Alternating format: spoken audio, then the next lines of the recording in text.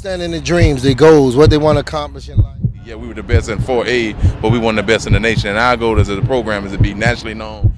No off season for a champion, but we're going to put them in position this summer to be able to stay focused and put themselves in position when the colleges come out to do their evaluation. We feel like we want to make sure that our student athletes is prepared. We can get those guys ready and be ready to compete against anybody. Get in the ground there, ready to go state again.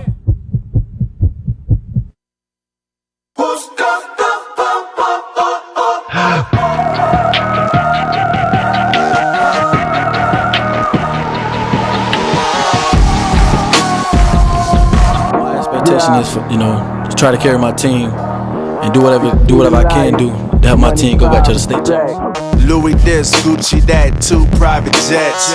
Big money, big business, watch the paper stack. Treat life like a game, it ain't pool, but I'm racked. You can expect that we're going for a national championship. I swear I probably lumped somebody head for a Grammy. My heart black as the Lambo, Kimbo from Kanye. And I ain't frontin', I'm just telling y'all what God's strong, cause at Booker T we physical, all we do the Lord is train. Practice everything. Ill since the day that Adam cursed me. The lust for power go to your brain if you let it. You say what up, dog? I hear God, I'm so dyslexic. Sit on the throne, it's really a toilet, heart is septic. I had no power, I get handed death, I must accept it. It's hard to see the light when you never listen. Our whole life's blacked out, the power's tripping. Do you really want it all, whole world in your palm, tell me. And good evening, ladies and gentlemen. We're coming to you live from sunny South Florida. We got high school football prime time coming to you. Booker T. Washington Tornadoes take on the Raiders of Glade Central High School. Quarterfinal playoff game coming to you live tonight from Nathaniel Traz Powell Stadium. Yes, we're in Miami, and we got a bunch of playoffs games coming to you. Stay with us. You're watching high school football on HSPN. He's going to snap, punt it. He's at the 50, to the 40. He's out his feet. Oh my goodness! To the 40. To the 50, 40. He's out. Oh my goodness!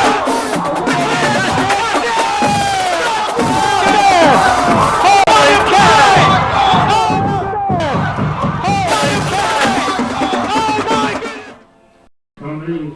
Welcome back, ladies and gentlemen. We got high school football coming to you. My name is Ryan Stout, alongside Glenn Stout tonight. Coming to you live from Miami, Florida. We got playoffs, and we're in South Florida. We're bringing only the best to you. Glenn, how you doing tonight? Doing great. Good to be back down here at Traz Powell Stadium in Miami, Florida. Boy, into the playoffs already. We've gone 10 games season, followed the Tornadoes all the way to the playoffs. They're at home tonight. Glade Central Raiders come down from Belle Glade, Florida, put out a lot of big players. They come in tonight with a decent record, Ryan, but the Tornadoes of Booker T. Washington come in here number 1 in the nation with Treon Harris, and I was just on the field watching them warm up, and it looks like they're loose. Treon's been out, resting for a few games. He's ready to go, throwing the ball on a line, and I'm getting ready to rumble. I know you're getting ready to rumble. They are revving up the music out here, and this is primetime high school sports, folks. HSPN, primetime. Absolutely. Great to be back down in Miami-Dade. It's been a while. Checked out Booker T, one of their last games of the season. Head up to Broward County. Got to check out some of the Broward County talent. Got to take on some of St. Thomas Aquinas, Plantation, Colonels. Got to see a little bit of Deerfield, a lot of St. Thomas, actually. And we had a great time up in Broward County. But guess what? We're back in Dade tonight. The only place where the best football is coming to you all around the nation. Yes, like you said, the number 1 team in the nation we get to witness tonight. It's the first round of the playoffs, so football is ready to go. All around the country, we got high-profile players coming into this game tonight. Some of the impact players you'll check out for tonight's game. Let's check them out. We got Deltron Hopkins, one of the veteran wide receivers for the Tornadoes. Number 7, coming in, wide receiver, standing at only 5'6". But as you've seen him before earlier on in the season, he's been making big things happen. Let's check out Terry Jefferson, number 45. You're going to see him play safety tonight. Lamar Parker, number 1, coming in at wide receiver, a big-time wide receiving core for Treon Harris. Chad Thomas, the UM commit. Got big things going on with Chad, a lot of offers, and hopefully a great game coming in. And last but never least, quarterback Treon Harris, number 5. Coming in, versatility, a playmaker, and speed all over the place. If you can contain this quarterback, you may have a chance at winning this game. And that's a big if, Ryan, because if they don't, it'll be a long ways. We're getting ready for the kickoff. Big time football down here in Dade County. Dade County against Palm Beach County. This is 4A quarterfinals, and Booker T won the toss, and they elected to defer until the second half. So they're going to bring Chad Thomas and that defense out on the field. There we go. Kickoff is deep into the end zone, and it's going to be a touchback. Thanks to the broadcast of this region quarterfinal game in the 2013 FHSAA Class 4A Football Championship have been granted to HSPN by the Florida High School Athletic Association and is intended solely for the enjoyment of our viewing audience. Any rebroadcast, retransmission, or other use of this broadcast without the express written consent of the Florida High School Athletic Association is prohibited.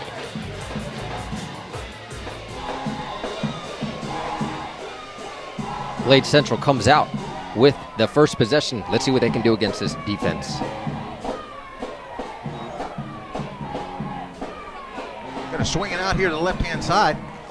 And that's number 10 on the reception. Travis Bolden, listed as a running back, 5'11", 170 pounds.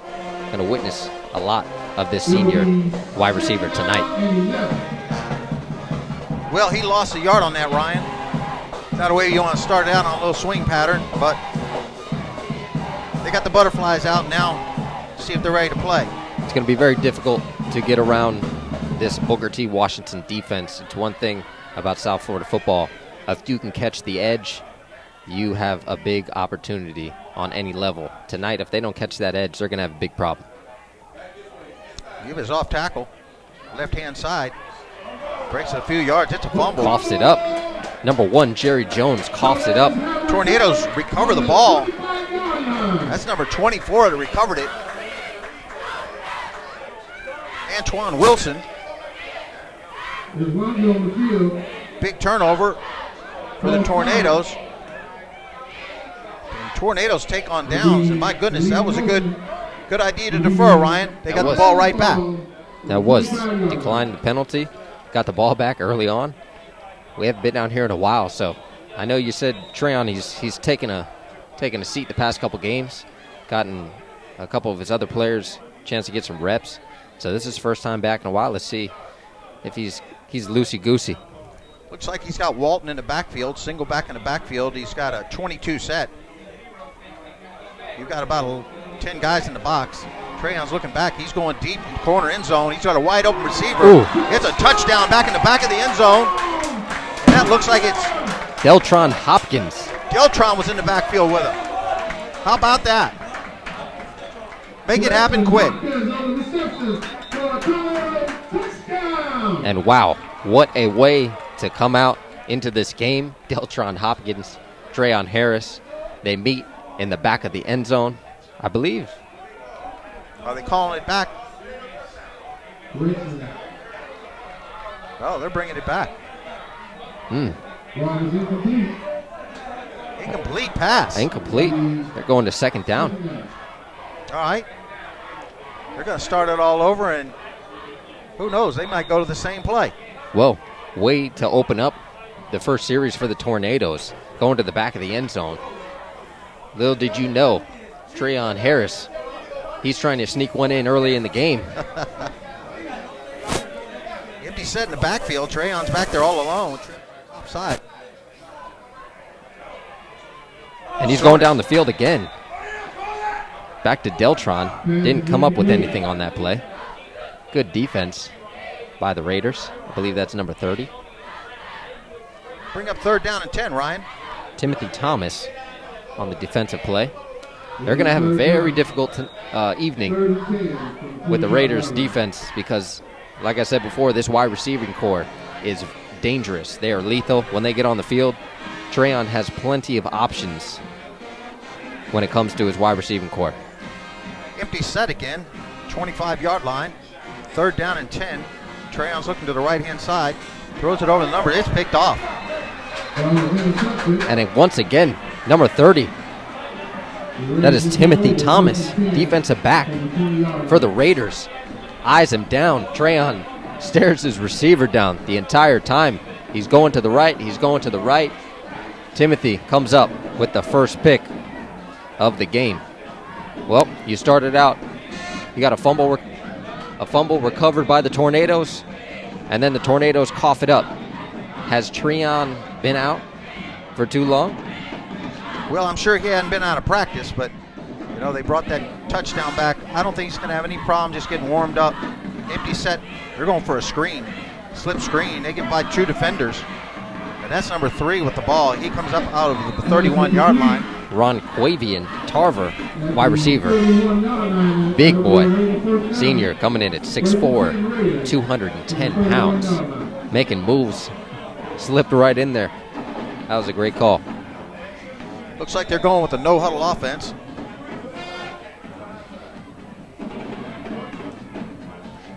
And they're starting tonight at quarterback. It's Lugo. They alternate with Lugo and Istachi. Hope I'm pronouncing that right. But they got Lugo in there. 2 backs in the backfield. It's a give-off tackle. It's not going anywhere, but he does slip through a couple tackles. And that's number 1, Jerry Jones, on the take. It'll be 2nd down. 2nd down and 8. From the 33-yard line. Basically got back to the line of scrimmage. 2nd down and 8 for the Raiders on their own 32-yard line. Yeah, I'm excited to see what kind of offensive scheme Glade Central's got going on. They've had a pretty decent season so far, but I don't think they've met any Tornadoes yet. Well, they got Lugo with the single coverage penalty flag stops and plays. I was interested to see what they were going to do with that scheme, Ryan. He had single coverage on the top. They had trips on the bottom with a cover 3. 1 single safety high. And it looks like he was going to try to do another swing screen over here to the left bottom side. Let's see what the call is. Looks like they moved him back 5 yards, so it must have been offsides. Sorry, procedure. And a couple penalties early on in the game.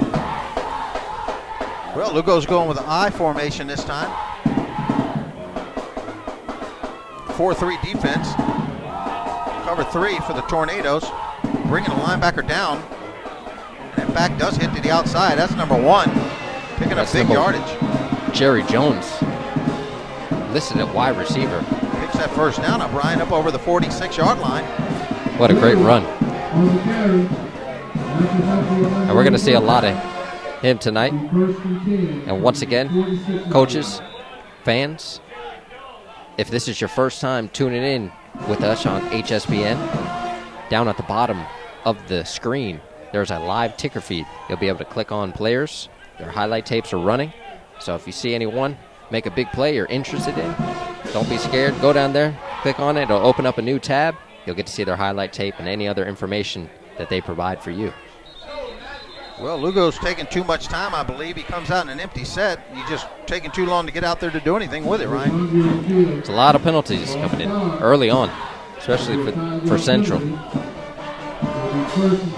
Lugo's got to get things under control. You know, I know he's shared some time with the other quarterback, but this late into the season, should we be having penalties like this? I don't think so. No, certainly not. Not this late into the playoffs. You're not going to get another chance. It's one game and go home. And especially against the Tornadoes. It is lethal when you're making little mistakes, because the Tornadoes, you've seen them before, you'll see it again. They'll take advantage of any opportunity. Well, they're confused again. They have an empty set. They had to switch all the backs. And they're going to have to call a timeout this time. And as they take a timemeout. Oh, they didn't take a timeout, son. They took a daggone penalty because it was too much time again. I'm sorry. Oh.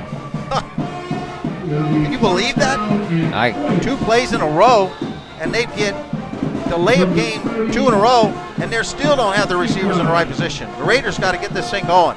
Yeah, they do. Man, it's first down and 20. Well, Lugo's dropping back. He just swings it out there, and it's a good thing because he is being manhandled by some big boys. As you see Chad Thomas making big moves downstairs. Gosh, he is a beast. You talk about an animal, and as we're talking about him, pretty sure we got some stuff. Chad Thomas, D lineman, number 99. And not only is he on that defensive line, but he has some of his teammates out there. A couple juniors, couple seniors. These guys are deadly. Second down and 20, empty set again. Lugo's got trips on the top. He's looking for that screen again. Coming back in the middle. And he'll hit the outside. Brings it out to almost the 50-yard line. And he'll take it out of bounds. That's number 3, Ron Quavian Tarver. Picked up about 15, Ryan. Third down and 5. That's a great play. You keep getting plays like that. Haven't seen much of a progression for the Raiders, but if you're going to make it up in those big plays, that's fine for me. They'll want to keep the ball away from the offense of the Tornadoes, that's for sure.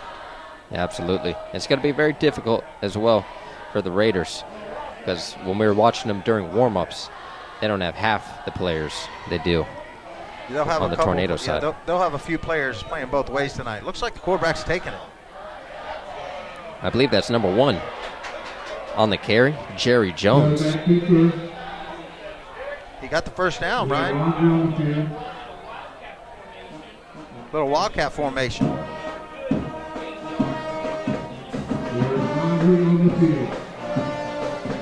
Flag on the field, so let's see what the call is. Well, and as they do that, introduce the rest of this Booker T. Washington team. Offensive line. Got some big boys up front, protecting Treon Harris, like we were talking about before. The wide receivers that are going to do a lot tonight.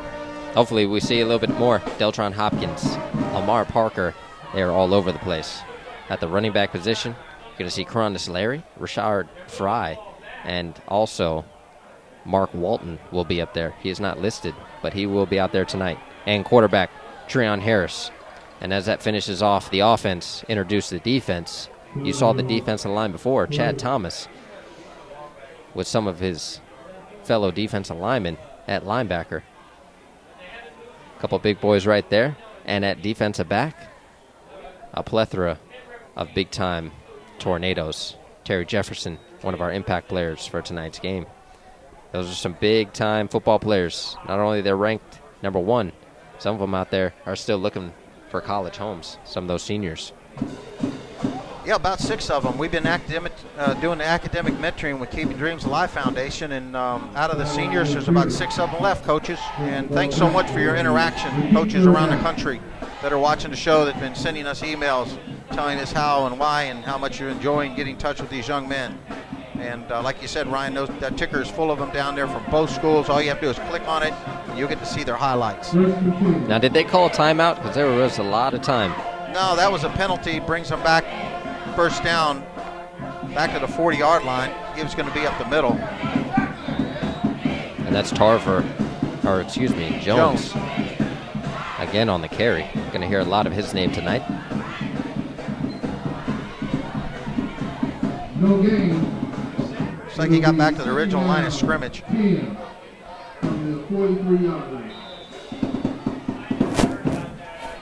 Well, they're eating up the clock a little bit. Yes, they are. Maybe a quick one. Haven't had a quick one yet down in Miami-Dade. Broward County, we get pretty lucky in Broward County.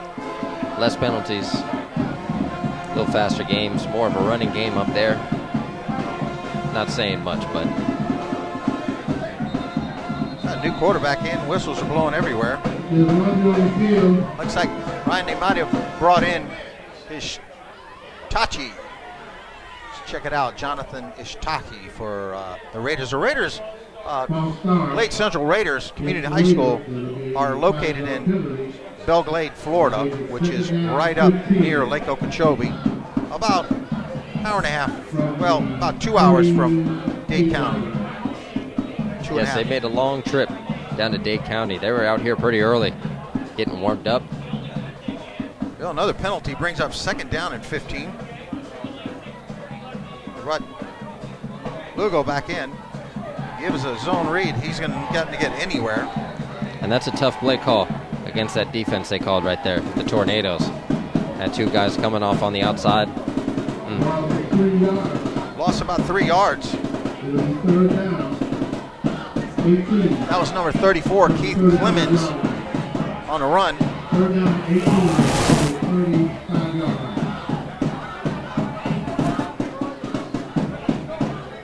Third down and about 17. Lugo set back at quarterback. 2 backs in the backfield. Tornadoes are in cover 2. Give his off tackle. They like that off tackle. I don't know how they're going to get that many yards, but they pick up 4 or 5. It's not going to be enough for the first down. It's going to put the Raiders in punt position, and we're going to get to see our first punt return of the night, Ryan. Maybe it'll be a big one. I don't think we've seen a punt return taken back yet this season. Only on highlight reels. Yet to see one live. It's not like it's nothing like our favorite punt returner last year over at Boyd Anderson High School, Mr. Action Jackson, Eddie Jackson, up at University of Alabama. It's going to take a bounce, and it's going to be caught. You know who's got it, Deltron. See if he picks up a wall. Nope. No, tough gain.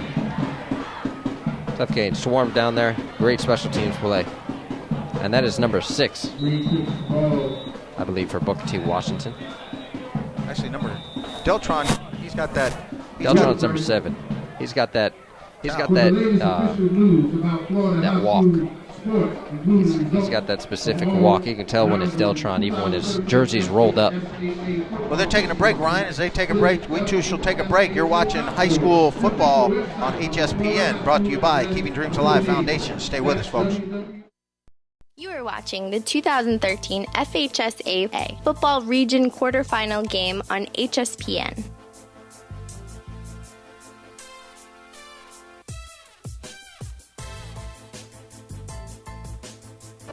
This timeout was brought to you by Reggae Run-Ins Media, celebrating 13 years as the DJ host of Reggae Run-Ins on Hot 105. You can catch Tonto Irie on South Florida's #1 radio station, featuring 3 hours of reggae music every Saturday night from 10 p.m. to 1 a.m. For more information, check us out at www.reggaeruниnsmedia.com. Well, back to live action, 13-yard line. Treon gives the ball up the middle and going to be maybe back to the line of scrimmage. I'm not sure if he got back there or not. Loss of about a yard. Yeah, the Tornadoes, they have an outstanding running game. But it's always fun to watch their passing game. They got some big-time wide receivers out there. Let's see if he can do with it. Just outside the reach. I believe that is number 1, Lamar Parker, for the attempt. Just outside. Treon, seems like he's pretty loose. Almost a little too loose. Excited to be back in the game. I know he's given some time to his backup, which is just as good as most of the quarterbacks around Miami and Broward County. He's going to spin out there. He's going to have to get it out of bounds. He does throw it out of bounds. Doesn't look like there's a receiver. That was 3rd down. And that might be intentional grounding. I'm not sure. I don't see any dirty lawn. Yep, I do. There's going to be intentional grounding. So the Tornadoes are going to they're going to have to punt. It was already 3rd down and 12. Yeah, a little lackadaisical on this series. And they'll get in the groove. We're watching the #1 team in the nation. They will get in the groove. It always amazes me when you see plays like that, even though it was intentional grounding. Safety. They're calling a safety on Booker T because Treon Must have been in the end zone when he threw that ball out of the end zone. Oh, that's 2 Safety. points for the Raiders. That's interesting. It's always amazing, I was saying before, is the type of plays that the Tornadoes will make, like Treon Harris. I mean, I don't know if you guys saw that, but he threw it probably 35 yards out of bounds off his back foot, off balance. I mean, yeah, it was a penalty, safety, come up with a safety, but geez, you talk about athletic. Well, the Tornadoes are going to make it interesting. They're going to get the ball and kick it off from their own 20-yard line late in the first quarter.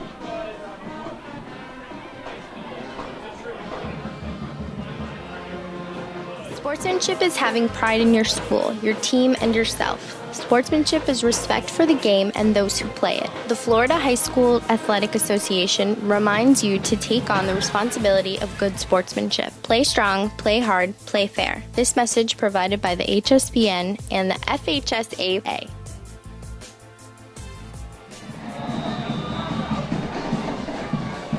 Well, safety is the first 2 points on the board. Lake Central goes up on the Tornadoes of Booker T. Washington. First 2 points made by Treon. Yeah, talk about giving them some points. It's like those guys in the basketball games that go up for the rebound and they score on themselves. And that's a short kick to number 3, Ron Quavian Tarver. Trying to strip it. Tornadoes a bit frustrated on the safety, and it's interesting because we've seen the Tornadoes frustrated once, and it was against Miami Northwestern when Northwestern came in as the underdog and almost put the champions off the race. I mean, they came in here and Michael Smith, number 11 defensive lineman for Northwestern, came in here and they just rocked his boat the whole game. He was frustrated. Treon, which just was a waterfall effect for his entire team, still came out with the W, but maybe we might see something like that tonight. Well, Lugo's back in, single back in the backfield. He's going to throw another screen. Watch out, it's going to get picked off down there. And that's number 9, Jacob Felton. Well, you see number 10 was hawking it. Second down, 10 from the 42. Johnson. Man, he was hawking that screen. You throw it one more time, and Johnson's probably going to pick it up and take it to the house. And number 10, yes, Johnson, Josh Johnson, middle linebacker, coming in at 6 foot 210, big boy. Running a triple I. Looks like they're going to run it off tackle, and they do. They just barely get back to the line of scrimmage. Yeah, was a good move by Jones, but not enough to gain any yardage. I mean, it looked like the line, they came off the ball, but they didn't take anyone with them. And I think there was a penalty on the field as well. Illegal motion called against the Raiders. Wow. That's the 4th penalty for the Raiders almost in a row. Yeah, again. Very costly. Again for Glades. It's a lot of penalties coming in this early in the game. Hopefully they can put something together. Haven't seen much of the throwing game. A couple screens to the left, to the right, but a lot of the running. Check out this offensive lineup. I'm going to assume that they're going to shift out of this formation. And they didn't. And they're going to go, goodness. Trying to cut off your inside foot against Chad Thomas. You get wrapped up, you're going to hit the ground. That's a loss of yardage on the plays. 4th down and forever. I don't know what you call that. You got 3 receivers and a running back and 2 receivers lined up 3 yards behind the ball. On the right-hand side, you got double tight. You're going to run 2 receivers to the right, and you're going to run the inside running back on a counter. What are you going to do? Who are you fooling? Yeah, I assumed they were going to shift on that play, but yeah, That's a formation I've never seen. Well, 38-yard, 39-yard line. They're going to punt. And I believe that's Deltron Sands back there to return. No, they faked it. Oh, they faked the and punt. It's incomplete. That's the number 10, Travis Bolden. And I got to correct you. You're thinking of Deltron Hopkins. You said Deltron Sands. That was last week. St. Thomas. You got Sands on the brain. That's right. I'm sorry, Deltron. One of the running backs for the St. Thomas Aquinas Raiders had a great game last week. Not great enough against Deerfield Beach because they did come up with a loss. And if you missed that game, make sure you check it out. We got the whole broadcast for you New formation on YouTube. for the Tornadoes. Deep down the sideline, and neither receiver looked like they were even going for the ball. Treon Harris, a little trigger happy tonight. And that was, get that number for you. I believe it's number 19 for Booker T.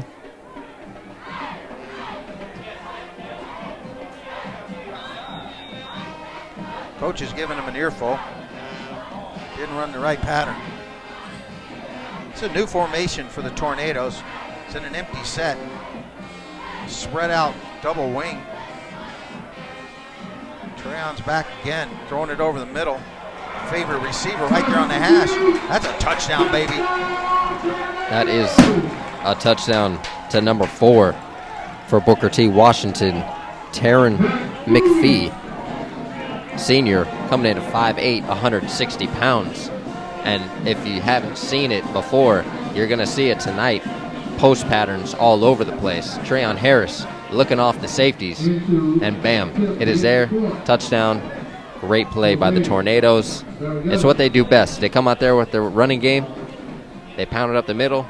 The best thing about being on the Tornadoes offense is that they can run that empty set because they don't need a running back there all the time. Treon Harris, he's got more rushing yards than the majority of the running backs in Dade County. Dual threat quarterback. He's going to lay it out for his wide receivers all night. Great job by Booker T. That was a great try, and they did get that extra point. Down there resting.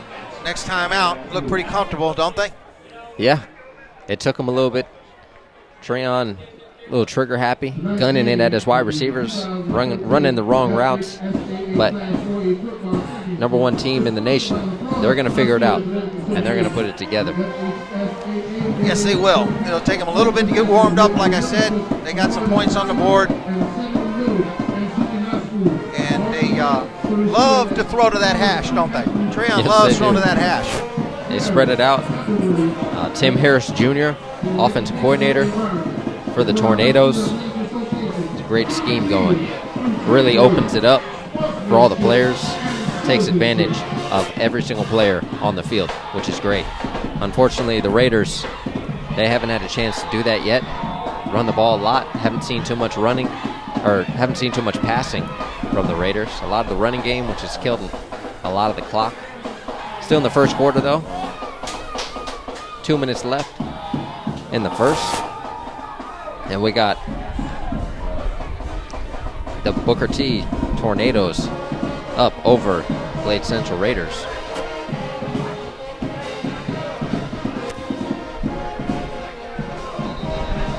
And I'm guessing they missed the extra point. Yeah, they did. I wasn't paying attention there.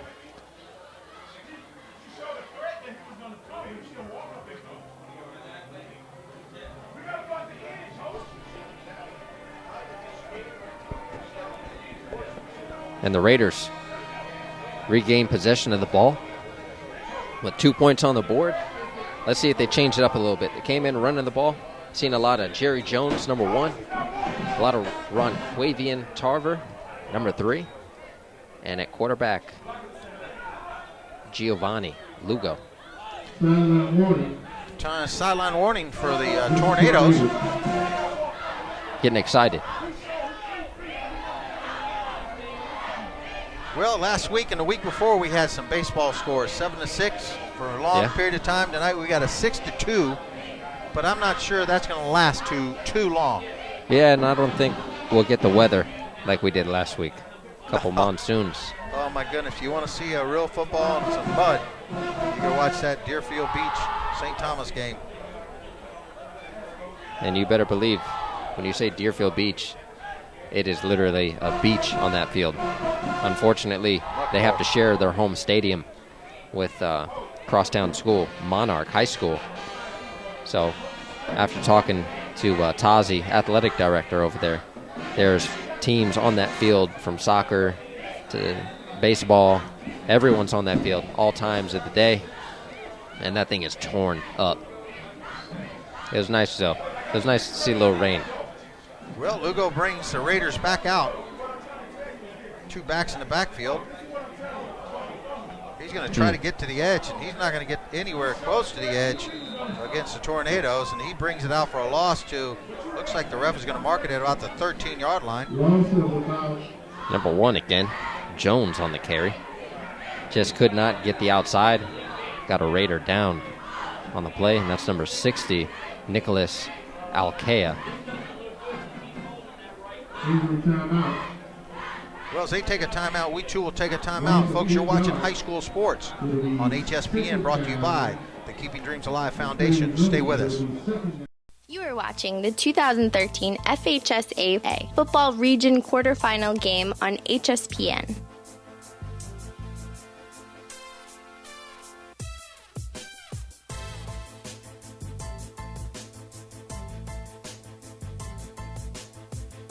This timeout was brought to you by Smart Programs. Smart Programs are free academic mentoring and sports training camps. Smart Programs provide awareness seminars, tutoring, and training, including certified teachers, coaches, role models, and community leaders. Available for local schools and organizations. www.kdafoundation.org. You're watching high school football on HSPN.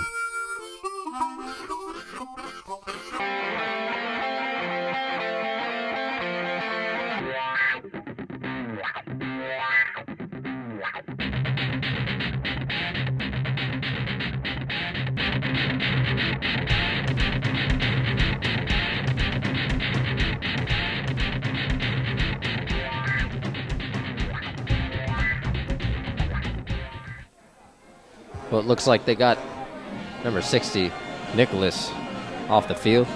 Hopefully he's doing all right. Yeah, that's always a good sign when they come off on their own power. The Raiders take over the ball on their own 12-yard line. A couple minutes left in the first quarter. And they do have 2 points on the board, but they got them the easy way from Treon. Lugo's going to try to make it, give a trap back into the middle, and my goodness gracious. He's run all the way back into the end zone, but probably doesn't get any yardage. Keith Clemens on the attempt. Didn't work out so well. Number 34. Third down and about 16.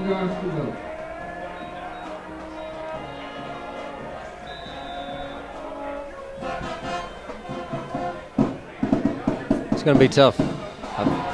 They keep coming up with these run plays that aren't working out so well. It's going to be a long night for Glade Central. Well, they got the ball on the right hash, and they are sure bunched up over on the right hash in that same type of formation. Quad over there. Gonna try to throw another screen. It's no way. It's too much pressure. Too much pressure on Lugo. 4th down, and they're going to have to punt it from their own 12-yard line. I'm not sure about the play calling, but hey, they've made it to the playoffs, been successful playing it, calling it. Down here against the number 1 team in the nation, you're going to have to stretch it out a little bit more or start banging, pounding the rock, because this will get ugly early once Treon gets his wings warmed up. Yes, it will. Let's see if they got a block on. They do. Oh. Blocked it. Big block. It's a touchdown. Tornadoes. Get that number for you. That's number 3. I believe that's Crondis Larry. It is Crondis Larry. 6 points on a block. That's too easy. Got a Right safety. off the edge. Came right off the edge, Ryan. You got a safety, and then you got a block punt. Turns into a touchdown. Tornadoes go up 12-2 over Glade Central.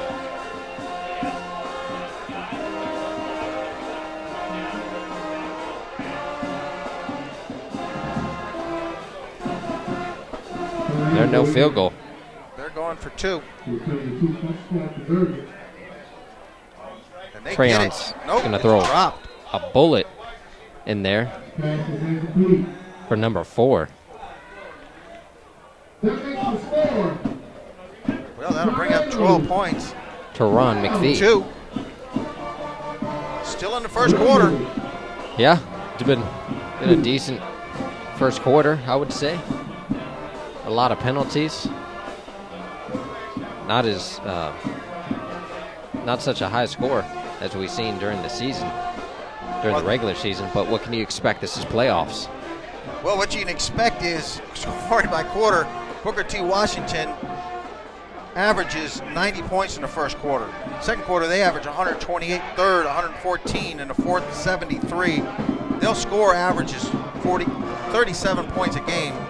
They allow their opponents 6.5 points a game, Ryan. And they allow them 3 points in the first quarter. So the Raiders have almost gotten that 3-point average with 2 points in the first quarter. That's outstanding. Can you imagine that? 10 games.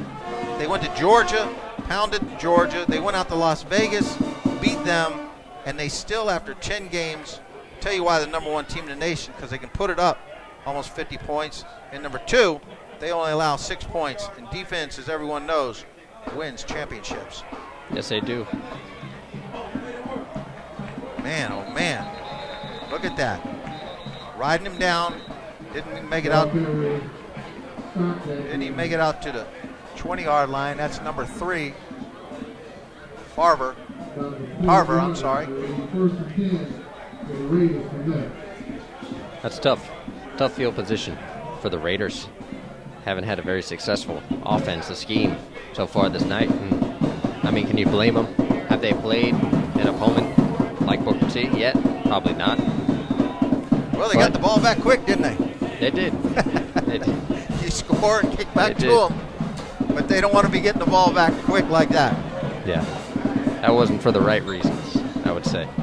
Well, they're back in an I formation. Looks like Lugo's got him back out.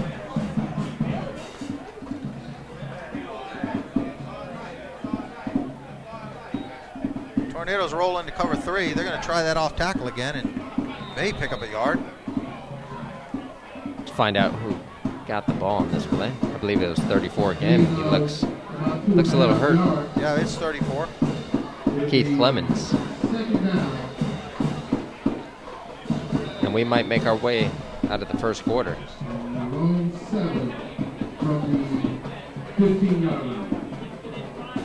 Just under a minute left. And this may be the last play in the first quarter. 2nd down and 8 for the Raiders. Wow, he's wrestled down. My goodness, look who that is. Big Chad. Big Chad, look at him. Gain of 1 yard. That's big time football right there. Not only are you seeing Chad tonight, but you're going to see a lot of him next season, probably as a true freshman at the University of Miami. And that'll do it for the first quarter. We got high school football prime time, presented by the Keeping Dreams Alive Foundation. You're checking out Booker T. Washington Tornadoes take on the Raiders of Glade Central High School. We're here, Miami, Florida, Nathaniel Traz Powell Stadium. Glad you're tuned in with us tonight. And let's head into a quick break, and we'll come right back with you.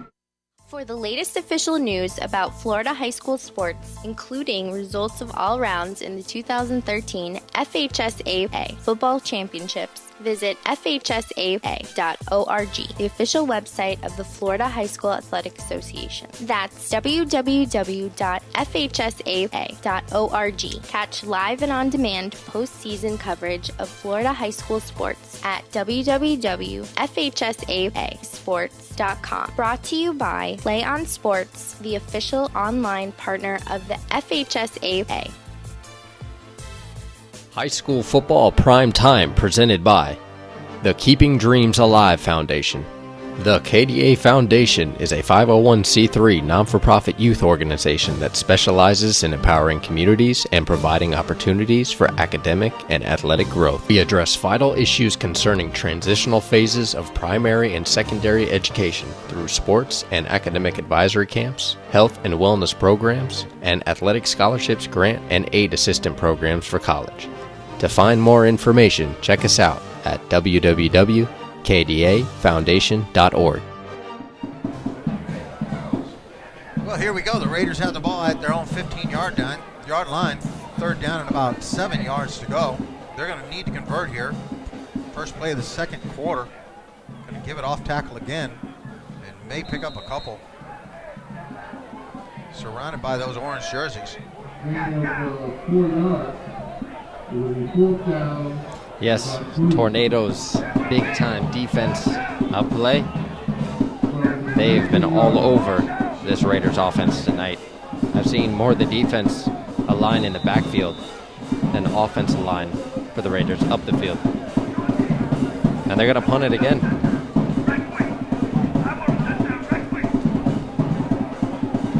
Hopefully it won't get blocked. Watch out for Larry coming off the edge. They've got them lined up like a block. Nope, they're going for a return this time. Kick is up. It's a nice kick. Spiral. There's no fair catch.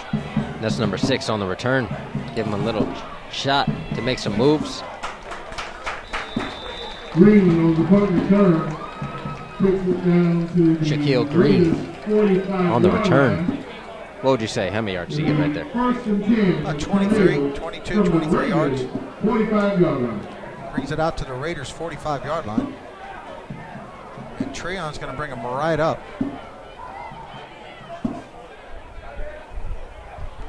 No huddle offense. And there's that formation you'd love to see. Got a trips bunch with one receiver flexed out to the bottom side and one up top. That empty set, it'll kill the defense every single time. One safety high and a cover 3.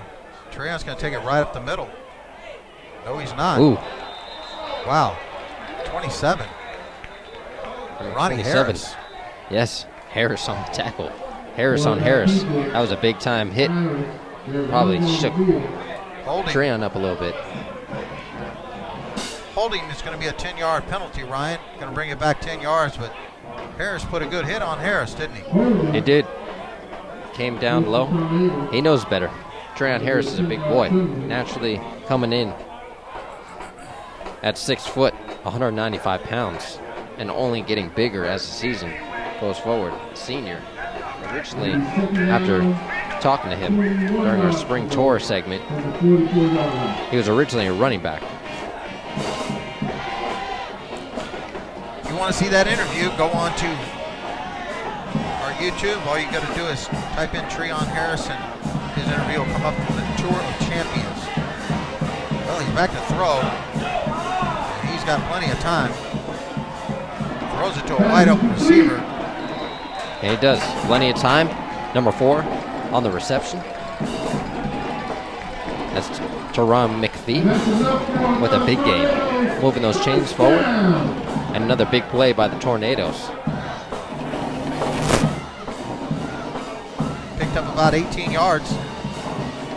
First down for the Tornadoes inside 35-yard line for the Raiders. Another empty set. Treon comes up.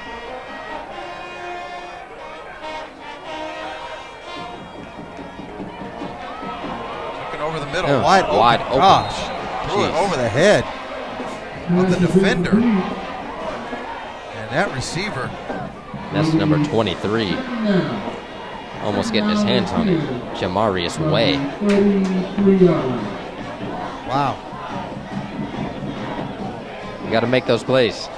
When you get an opportunity like that, an opportunity to pick off the Treon Harris, wow, you got to take advantage of that. That's a good clip on your highlight tape. That was a gift too, because that was wide open. He catches that ball, he's in the end zone right now. Trips to the bottom side. You got single coverage press up top. Zone read right up the middle. Picks up about 6 yards. Big time tackle by number 5 and number 24, Javaris Filbert and Bernard Willingham. Did you get that number on the run right there?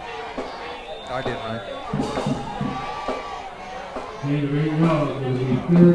Picked up 8 yards, and it'll be third down and about 2.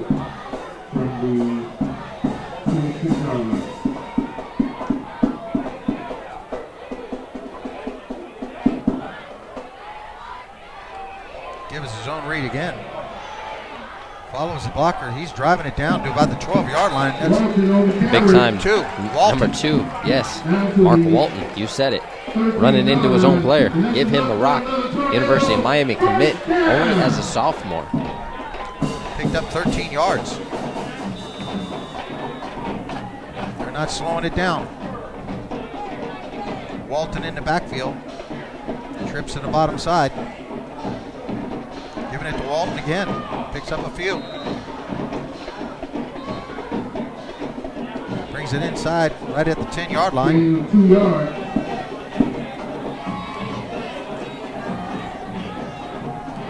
And they're driving down the field. It's a great drive by the Tornadoes. A couple big-time plays made by Treon Harris. Getting it to his wide receivers. Hand it off to Mark Walton. Let's see if he can put one in. Got that bunch set going on. Oh, the ball bounces back to Treon. Catch is made. What a catch down here. Into the corner of the end zone, and the referee's going to call a touchdown, which it is. My goodness, what a catch. Great catch by number 6, Shaquille Green. A 13-yard touchdown pass by Treon Harris.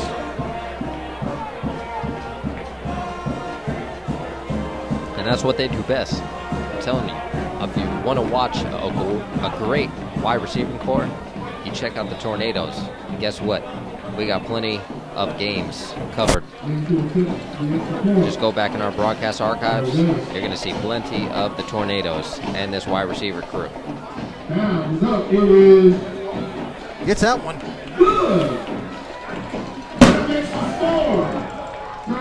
Once again, high school football prime time.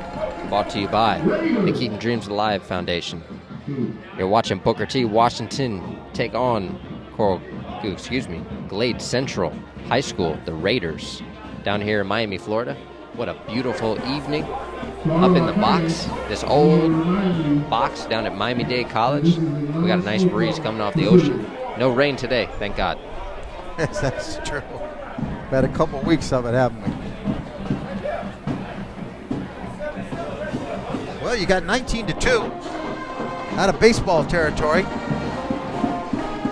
Still plenty of time in the second quarter to put up more points.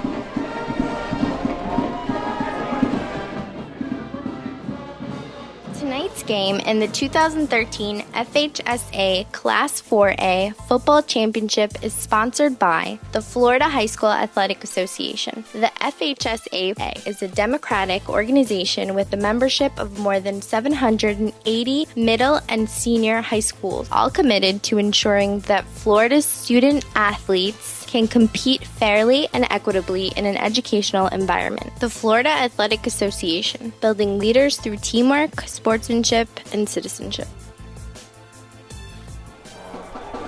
And once again, I want to give thanks to the FHSAA for getting into this game tonight. This wouldn't be possible without them. Give thanks to them.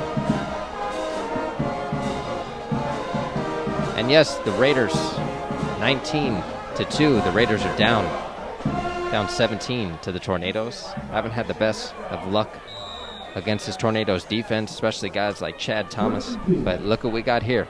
We got an empty set offense under center. That's interesting.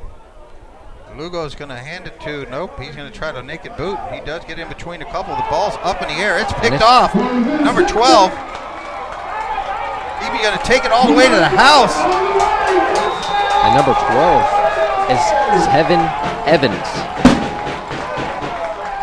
Tip ball, For the stayed with it. Tornadoes. Wow. Great job.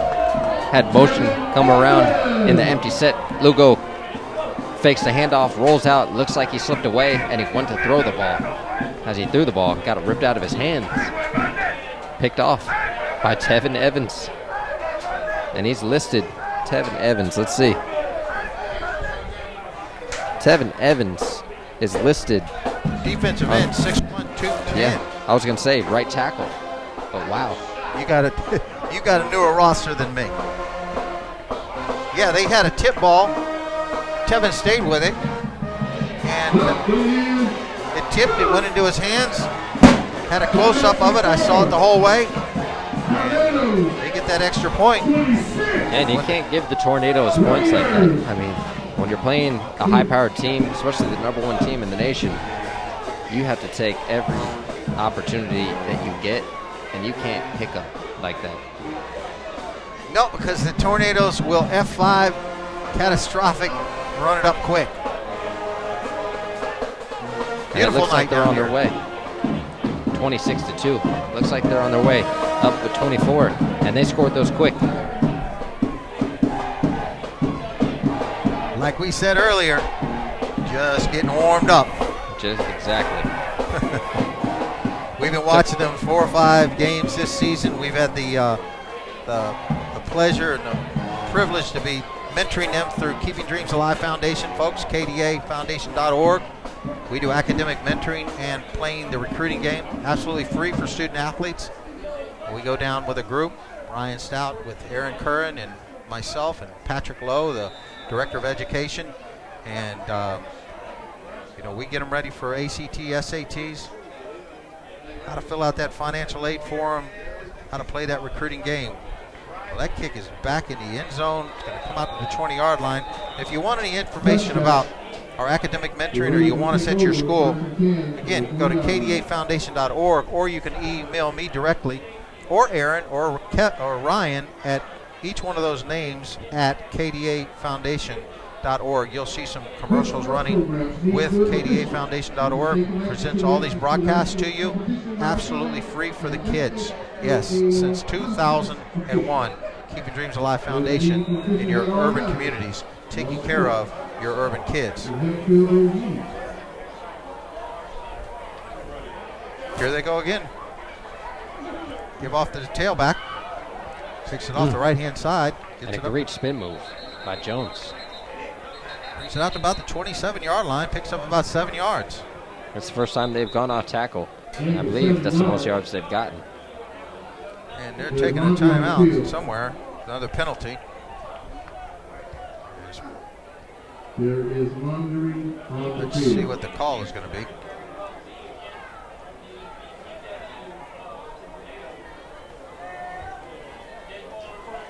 Dead ball, personal foul. Personal foul against the Raiders. It'll be a 15-yard penalty. That's the last thing they need. A lot of penalties tonight. Yes, there are. Especially on Central side. And it's all these penalties they've received are very costly. It's not helping them out at all. I don't think we've seen them on the other side of the 50.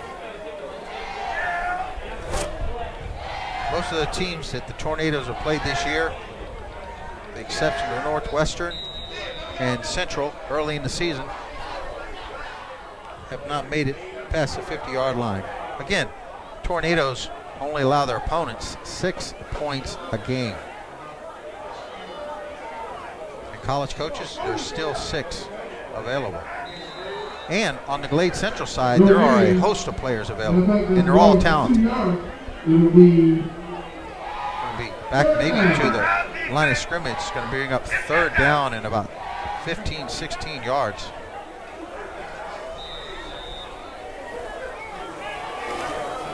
They need to get something going quick. Yes, they do. Running game, they haven't been so successful. Seen them spread it out once, empty set, and didn't have a great turnout. Turned into an interception by one of the linemen. Well, Lugo's got Tris, but he's got a man in motion. He's in the center. Gonna drop back to throw the ball, and it's gonna be sacked. Nope. Nope. Is it gonna be a fumble and scoop and score? I think they're gonna call it dead. Lugo is down, and you know who's back there. Yes, we do. Chad Thomas. Those three horsemen right there. 36, 31, and 92. Bring up a punt, fourth down. Punter's going to be right back up against his back of his end zone. And you know who's going to be coming for this one.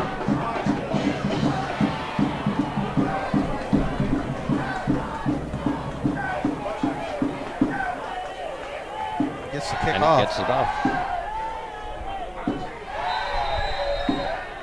Goes out of bounds. Right outside, inside the 45-yard line. Going to make it the 37-yard line. 49-yard line. Well, they're going to make it the 49-yard line. 48. And first and 10 for the Tornadoes come back. Very decent punt by the Raiders. Still gives the Tornadoes some great field position. And looks like we got an empty set again for the Tornadoes. Single coverage up top. Dangerous. Very dangerous. Treon's looking over the hash. He's going to take off with it. But he does best down to the 10-yard line. Big hit.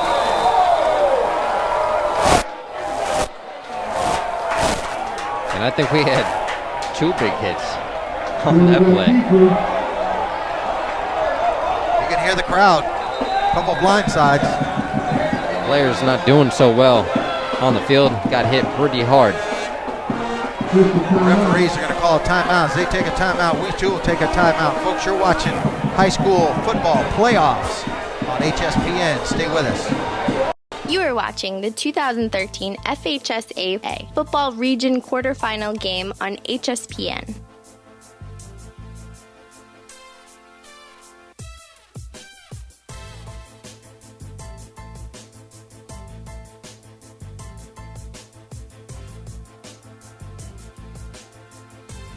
You're watching high school football on HSPN.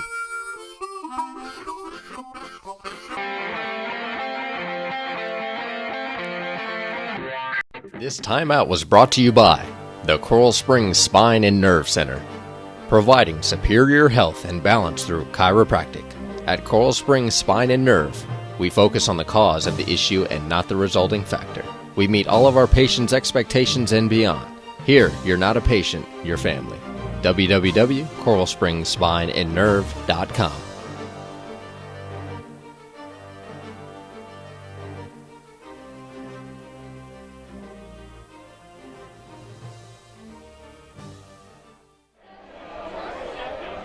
Thanks for tuning in with us. High school football primetime, Saturday night under the lights. Almost forgot it was Saturday today. Used to Friday. Athletic director for Booker T. Washington decided to change the game up Saturday night. It's a good thing because we're the only game tonight, I think. Yeah, we probably are. Started the playoffs early yesterday. I know there's a lot of scores around the town, so make sure you check those out. Walton's got it up the middle for another touchdown. Made it look easy on his own read. Walton on the game, and that's another touchdown. That's how quick it happens. You know, Ryan, we were away from Booker T for a few weeks. In those few weeks we were away from them, they've given Treon a rest, and interesting enough, Atkins has been in, junior quarterback. He's been racking up some yards, almost 600 passing yards, quite a few touchdowns. Give Treon a good rest. And now it's up. It is good. That makes the score. Tornadoes 33. well, the score is 33 to 2. And that's what they'll do. Tornadoes come in once again. Start ranking up those points. 33-2. Yes, they will. And that young quarterback, Malik Atkins, 23 of 44 attempts, 23 completions, 580 yards with 6 TDs. That's a young junior quarterback that they're getting ready for the 2014 season. And I know the Tornadoes are excited. They're on the road to another championship, I believe. And from the looks of it tonight, first round of the playoffs, they still got some ways to go. Got a couple more weeks. And they either will head down south to face some more Miami-Dade teams, or they'll head north. But we know eventually they'll make it back north to the Citrus Bowl.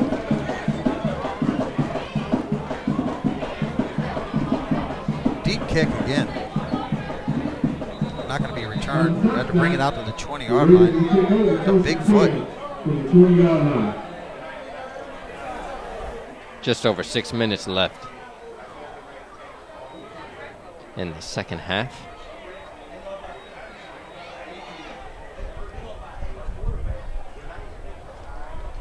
I don't know if the Raiders, I don't know if they have any more tricks up their sleeve. Haven't been very successful on offense tonight. With their running game, tried to spread it out. A couple pass mistakes. One came up for an interception. 2, I believe. No, 1.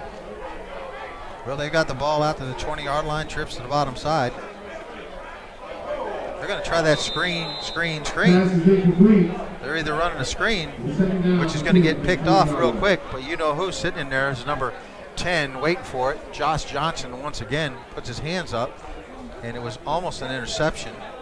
But you've got them running a quick screen and then a couple off tackles, and that's all they've got in the playbook. Yeah, not much to work with. You would think quarterbacks. You would think they're coming with some speed. There they go with his own read, and no way they're going to get his head taken off. Tornadoes are going to start teeing off on him now. Yes, they are. They opened it up. They opened up the bag, the can, whatever you want to call it. They are coming. Lay that student athlete out earlier on. Tried to make his way off the field. He couldn't do it.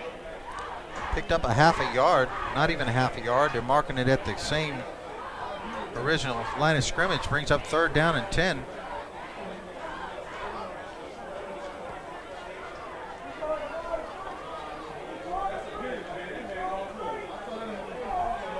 Looking for that screen. It's not there this time. Gets hit hard. And he gets it off. Almost picked off. 3rd down and 9. Almost picked off by the Tornadoes.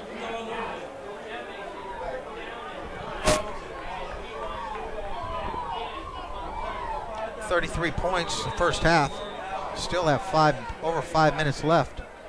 That brings up 4th down. And the Raiders are going to punt again. See if we get Mr. Excitement to take it back. Going for another block, but punter gets it off this time. Catch is made. Going to try to pick up that wall. Number 6, Shaquille Green. Boom. And he's not going to get much of a wall. I think he's going to get a penalty, and he does. Big time. 45 out there, Ryan, made a big hit on him. That was Roderick Martin. Trying to come up with a big play. Came up with a clip. Shaquille Green trying to find that wall. I think he was better off just taking it up the field. Yeah. He had to do a little bit of backtracking before he could head upfield. You know, it's amazing, you know, we rank up these yards.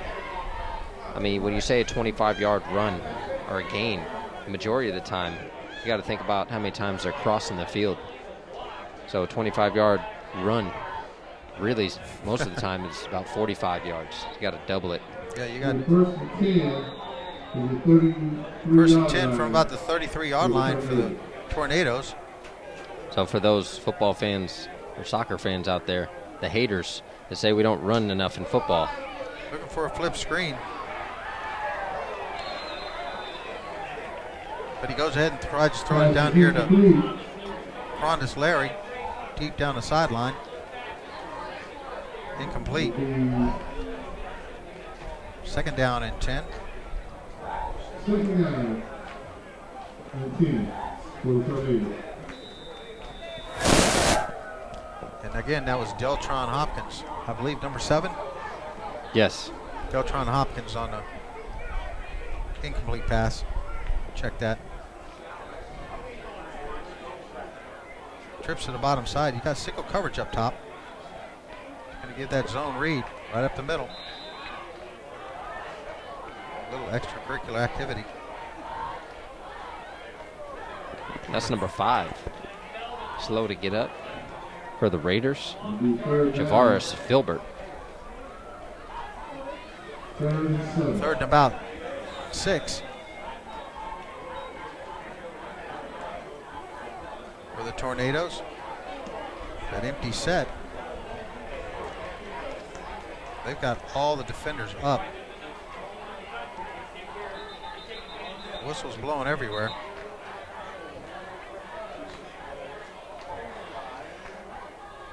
There's one on the field. False start. False start on the Tornadoes. Bring him back 5 yards. Do it all over again. From the 32 line.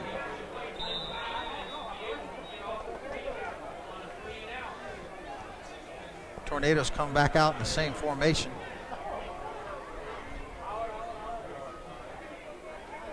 Third down and about 11. Treon moves up into the pocket. He throws a little one over here to the numbers. It's caught. I believe that's number 82 on the reception. Yes, it is. Hopkins on the reception. Hopkins. And that's enough for another Tornado first down.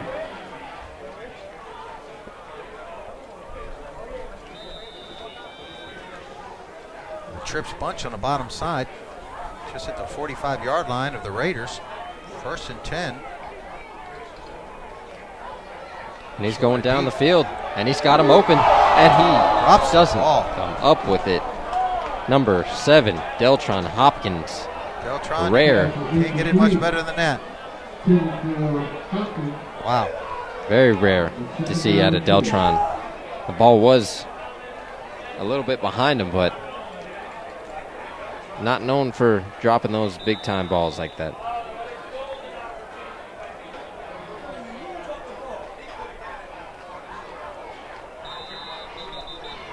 Whistles.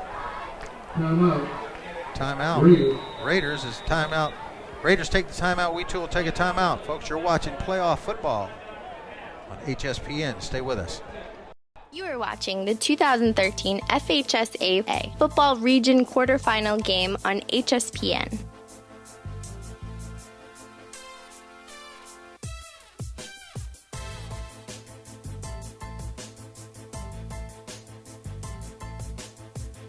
High School Game Day brought to you by HSPN, High School Production Network. The High School Production Network is the #1 high school sports broadcast network in the nation, bringing you high school sports and events by the high school student for the high school student. HSPN is in place to provide internships for all high school students that have a passion for broadcasting. HSPN is providing opportunities for students to use their passion to not only pursue a great college education, but to endure real-life experiences through a viable entity. To find out more information on HSPN, check us out at www.hspnsports.com. Tornadoes bring it up to 45-yard line. Deltron Hopkins just missed and dropped an incomplete pass for it. Would have been a touchdown. Treon brings them back out. Gives it to zone read. That's Crondis Larry, number 3, on the big-time run. Close to the first down. Another flag. Got 2 flags out there. Must have saw something we didn't. Holding. Looks like a holding. spot foul, but bring it right back close to the original line of scrimmage.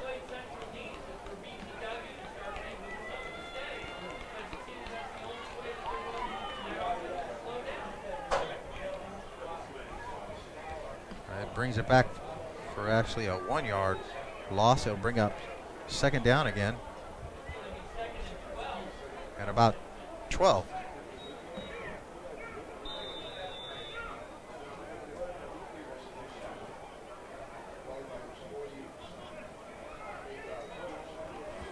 Treon looks right over the middle.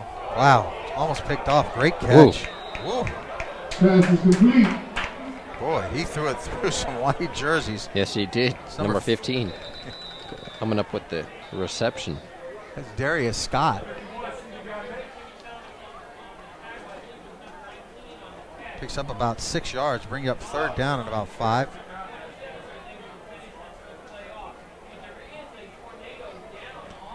Tornadoes player down on the ground, and as they take an injury timeout, we too will take a timeout. Folks, you're watching playoff football on HSPN, brought to you by Keeping Dreams Alive Foundation. Stay with us. You are watching the 2013 FHSAA Football Region Quarterfinal game on HSPN.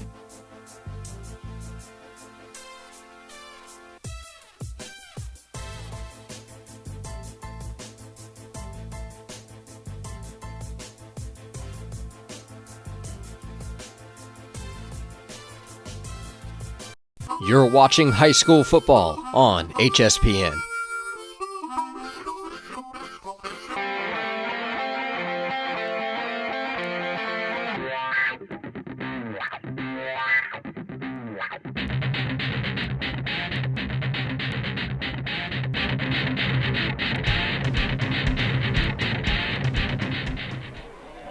Well, the Tornadoes have the ball. 33-2. Tornadoes are up. Prondis Larry had a big-time carry. Got out to the sideline, but got called back for holding. Third down and about 3 yards. Player got up for the Tornadoes on his own, so that's good news. Treon's got tripped to the top side. Now he's got single coverage down here, and he's looking at it all the way. And he's throwing to it. Oh, my goodness. Could have been another picked off ball. Now it's 2. Lamar Parker, number 1. It's like Jacob Felton on the defense that could have had that ball. Fourth down and 5 yards.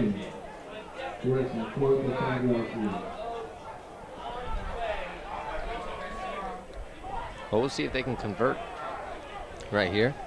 Maybe the Raiders will get the ball back. Bringing Deltron Hopkins back into the lineup. Put him out wide to the right-hand side. You can tell he's marked with that towel hanging out his back end. There's 2 of them out there. Fourth down, and I would be willing to guess a bounce ball. Treon's going to take it on his own, but nope. He's going to scramble back here. He's got a wide-open receiver down deep. Oh, my goodness. And he throws it out of the back of the end zone. Oh, my goodness. The receiver running into the goalpost.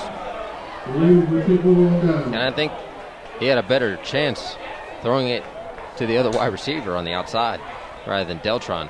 Either that or running the ball and getting the first down. He saw them both wide open, though. And when he saw both the receivers wide open, he was licking his chops. But, you know, he could have easily picked up the 5 yards for a first down. So the Raiders will take over. Yes, he could have.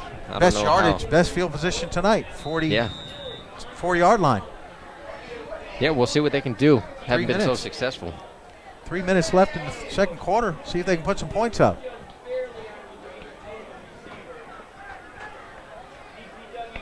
Yeah, their running game hasn't been so successful. Passing game, ran a couple screens. Got Estachi back in. Lugo out and Estachi is in. They rotate those quarterbacks. Stachi takes off quick because he saw the big corner come around. And you know who it was, 99, Chad Thomas. And he shot up the middle like a jackrabbit. Chad came off the edge. And a new quarterback, Histachi. You got Jonathan and you've got Giovanni that have alternated all year at quarterback. He's going to wing it over here. Picked up about 3-4 yards. And he is smothered by a host. Tornadoes, number 45, Terry Jefferson, one of our impact players, making the tackle. 3rd down and about 7.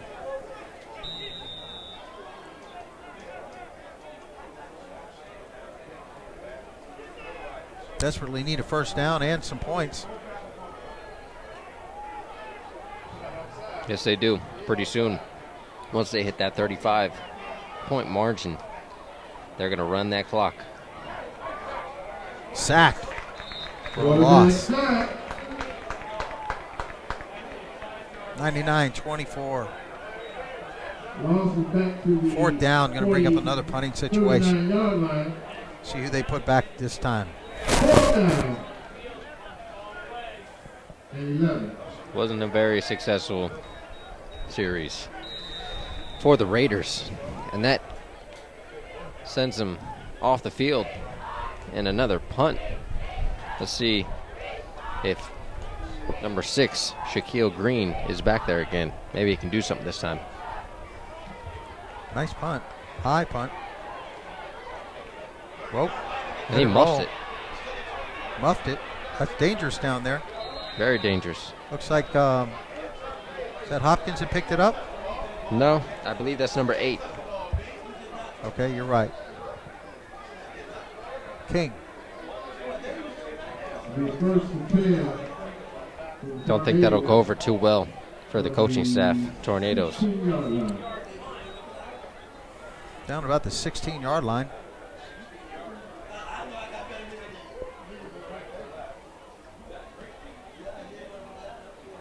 Well, with just over a minute left in the first half, once again, want to say high school football prime time presented by the Keeping Dreams Alive Foundation.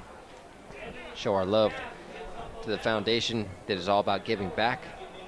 KDA family been hanging out with Booker T. Washington this season, doing a lot of academic mentoring. Well, you got an empty set. Treon's got 4 of them down here on the bottom side. And he's looking around and scrambling around. Got another penalty. You're going to flip it out of bounds, but you're right. It's going to be a hold run around that much. Another penalty flies. There's one on the field. There's one on the field. That's the only thing. Treon, he gets a lot of time back there. And sometimes it doesn't work out for benefit. Because when they get so much time, the linemen, they might get a little extra jersey in their hand. Takes them back into their own red zone. Half the distance. I'm not sure if it's going to make much difference from any place on the field. The only friend the Raiders will have tonight is the clock, and they're going to need to run it down.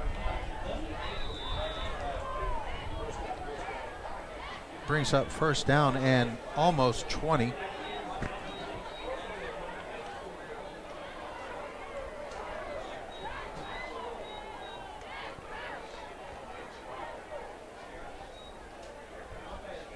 Gives his own read, and it's going to pick up nothing but a face mask. We get 15 yards out of that. And that's Gronda's Larry on the run. It's like they're looking for the spot. And it is face mask.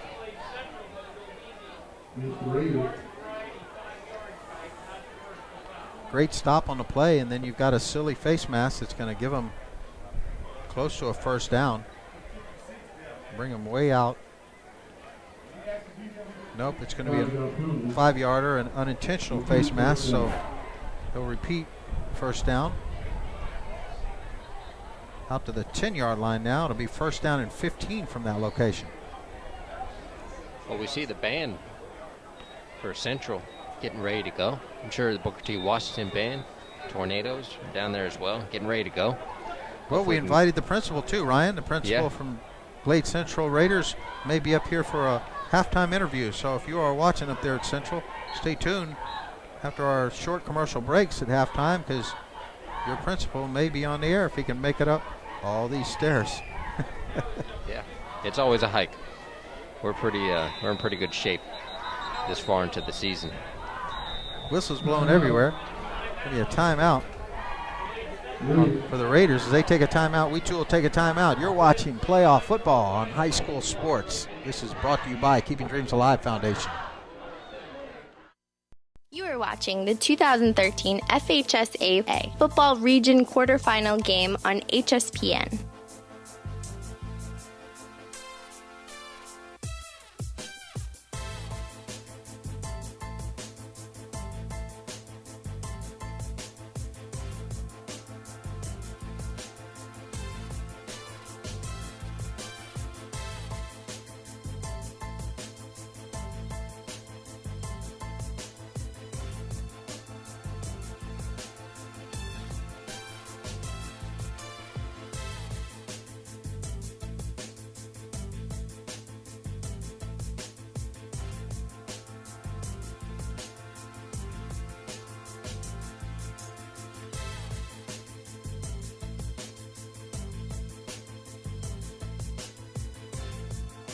You're watching high school football on HSPN.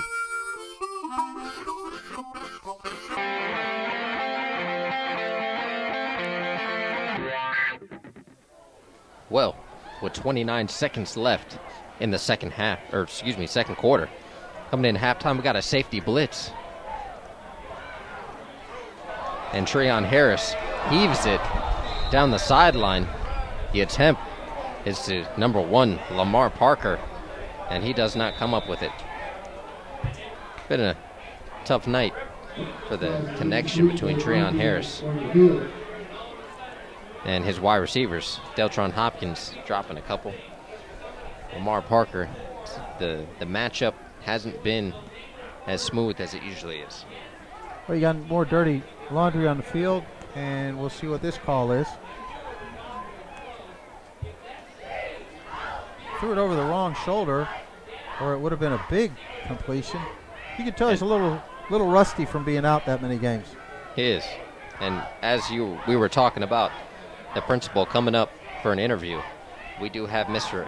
Anthony Anderson, the principal for Glade Central High School, in the booth with us. So make sure you stay tuned with us after we get into halftime. Go to a quick commercial break, and we'll come right back into the interview with Mr. Anderson.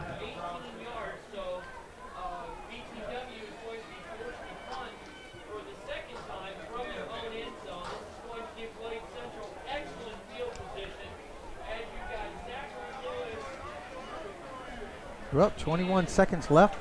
4th down. Tornadoes are going to punt the ball. They could break this one. End over end punt, short. Out to about the 41-yard line. They probably get a couple plays out of there, Ryan.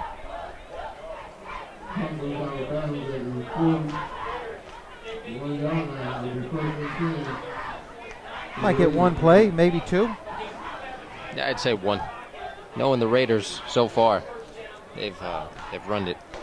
They've had a long running game, so they might just run the clock out, get a chance for the coach to regroup, get this thing back together, and hopefully put some more points on the board.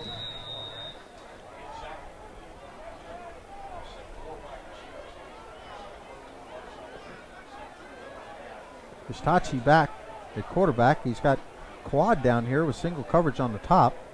He's going to go for probably a Hail Mary. And he is going to get sacked. And that will be the last play of the half.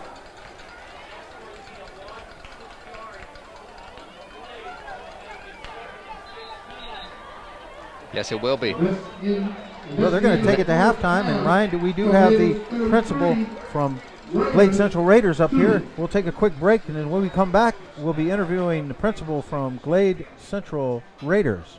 Come back with us.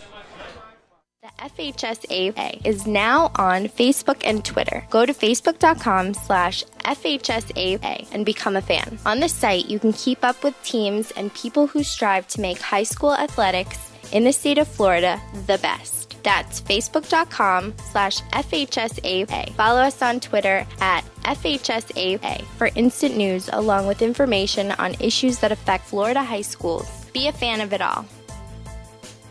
You're watching high school football on HSPN.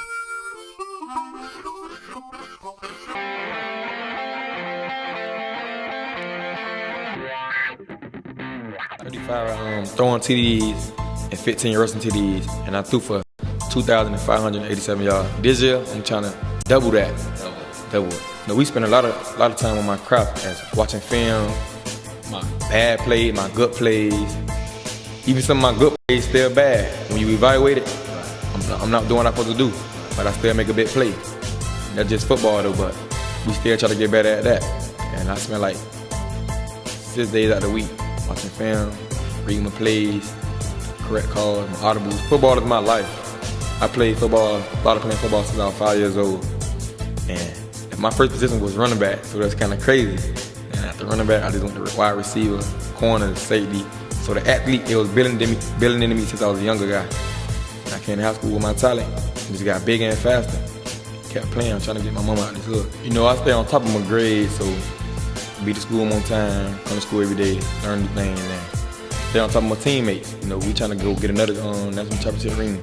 Fast and strong, because you know, at Booker T, we physical. All we do to love is train. Practice over everything. As you see, I threw for all them touchdowns and did what I did, because we practice hard. Read the reads correctly on the field, make the good throws, you know, make the correct audibles, read the defense. But to other teams, I think it put a little pressure on them because they know we coming to play. And like you said, they ready to upset us, so we don't take no team lightly. Every team we play, everybody will get dominated. 48 minutes strong. What kind of pressure does that put on you and your team for preparation this season? You know, it put pressure on me because I'm the quarterback, so everybody around think everything goes on you. So I do my best to lead the team. And I keep all my boys hyped up, winning or losing on the game. We go keep playing 48 minutes strong. After that loss in Central, it hurted me very hard when we had a 16-point lead, 19-point lead. And I felt like it was my fault that we lost. Ever since that game, I played my heart out, 48 minutes strong. That's all we preach around, 48 minutes strong. The first side we came out with our A game and played all good. We got in the locker room. You know, we told everybody don't get satisfied, but as you look around, you see some happy faces like the game was over. And we know that team was strong and a hard team. They could come back since the year before that. So it was a bad second half, but after that loss, that motivated our team that it's 4 quarters straight, 48 minutes straight, 48 minutes strong. But after that day, I put that behind me. I came and watched film on Monday. A lot of bad plays on the field, a lot of bad reads. And ever since that, I got back on my game and I stayed in the film room, stayed talking to my receivers, running backs, O-linemen. And we kept practicing, get everything better. You go see us in state again, and this spring will be hard. This spring will be very hard because we got a lot of young guys that come to play high school football. So we got to get them that feeling, that physical. You know, it'll be very hard. And in the fall, everything get a little organized, more better. You go see the improvement from spring to fall. You'll see. You're watching high school football on HSPN.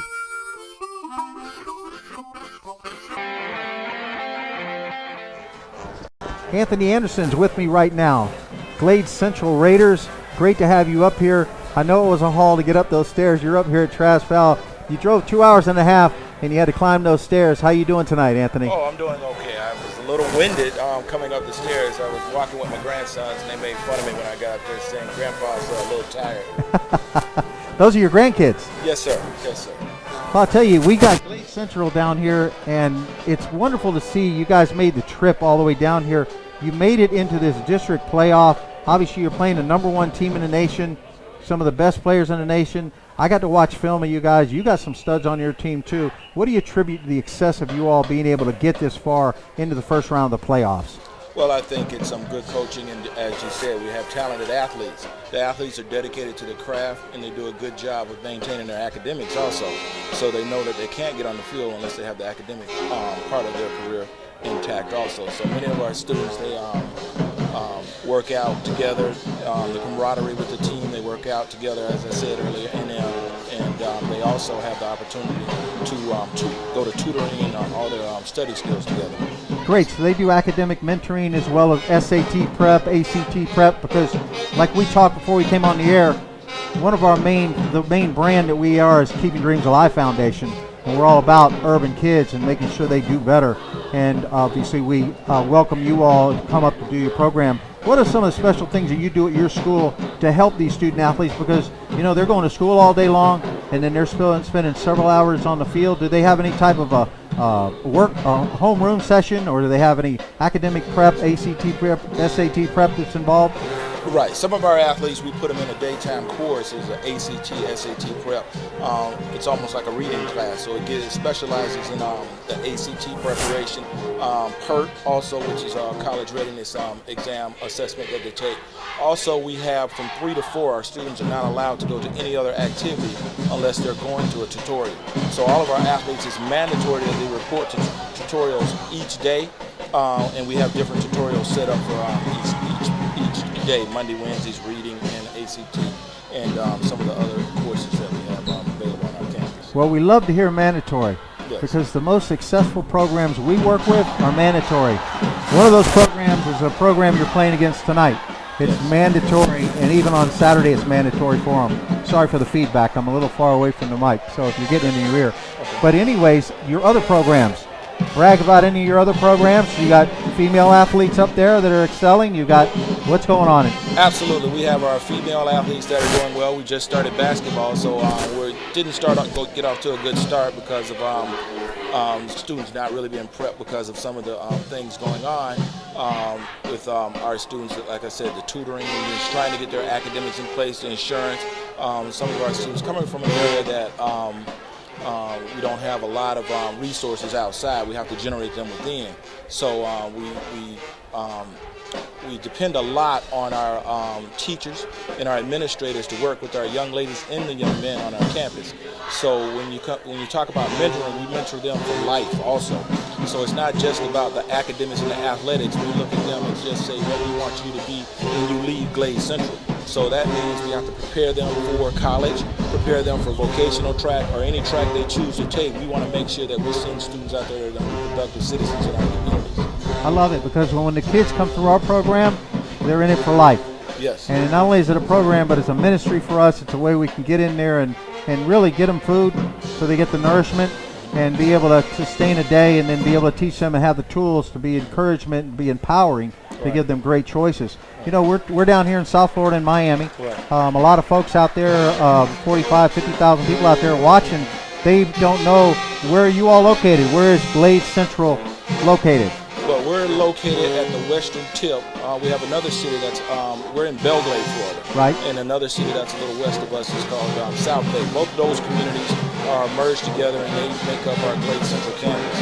And it's considered the muck. They call it the muck. Yep. The muck consists of South Bay, Belgrade, and the Pahokee area. And we're just proud. It's a proud community. We're very proud of their football, but I also want to make sure we recognize that they're very proud of their academics. We've had a lot of successful individuals come out of Glade Center for athletics, but also for academics. So we're very proud of what we do here with the Maroon and Gold. And as you can see, we had a wonderful band just perform and get national attention for the young man that was just out there on the field. But we do appreciate what the community does with us also on our campus. Absolutely fantastic. And there's another school right around the corner that folks will be familiar with. You have the Pahokee up there. Yes. Right around the corner. You guys got to be crosstown rivals. Crosstown rivals, and we just won the Muck Bowl, the famous Muck Bowl. We just outlasted Pahokee. They did a fantastic job. They started off, it was a 21-zip lead, and we came back and ended up winning the game 23-21. And I'm very proud of the young men that they didn't give up and the resilience that they showed not only in the classroom, they showed on the field, and they showed throughout the community. I love how you keep referring to the classroom, because that's what we're all about, that classroom. Yes. And Coach Ice will be up here talking about, when you hear his interviews, he doesn't talk about football. He talks about transcripts. And he says transcripts are going to beat out athletic ability any day. All the time. We're very cognizant of the fact that now, we have to teach our young men that when recruiters come in, the first thing they're going to look at is your academics. many things going on with athletes at these high-level colleges. The alumni don't want to spend the money to have someone come out there and ruin the reputation of the school. So we make sure we try to build character with the young men we send off to the schools. And then that way it trickles back down where recruiters would want to come back to our campus and recruit our players because they know they're going to get a solid young man to come on their campus and our young ladies that come out of Glade Central High School. Well, we've got over 1,000 coaches watching this too as well. And just so you know, on the bottom of our program when it's live right now, there's a ticker that's running with all of your athletes that they can click on and see their highlights. So all you coaches out there that are watching, I know you know where Glade Central is. You're approachable, right? Yes. Anytime they come in, we have our athletic director, we have our athletic administrator, and we make time for our coach to take the time to speak with any coach that comes in. We really want to make sure that we have the availability for the students to move on to the next level. So by providing the opportunity for coaches to come in and meet with us, we have a very friendly, open-door policy, and they have the opportunity to come in, meet with the staff, meet with the players, and then we'll even get the parents in if necessary. So we want to make sure that we do everything possible so that our students can move on. And you're going to always hear me say it, move on academically and athletically. And go out there and do something and come back and help us out, right? Exactly. How would they get in touch with you? Get in touch with me at Glade Central High School. My direct line to my secretary is 993-4402. Anytime, just ask for Mr. Anderson. Area code? Area code 561. Okay, because there's a lot of people all over the world watching this. Anthony Anderson, principal of the great Raiders up there in Belle Glade. I have some fond memories because I go through there all the time. We have a little piece of property over on the other side of the lake, and we do a little bit of farming, but I'll have to stop by and see you. I really appreciate you trucking up those stairs, bringing these kids down. I got to see them on the sideline. Great young men. Nice to meet you. Great to see your grandkids. KDA is here for you. We got your back, and thank you so much for coming up here. You've got Anthony Anderson, principal from the great city of Belle Glade Raiders. Thank you very much. It's a pleasure to be here. Thanks for joining us tonight, Anthony. Thank you. You're watching high school football on HSPN.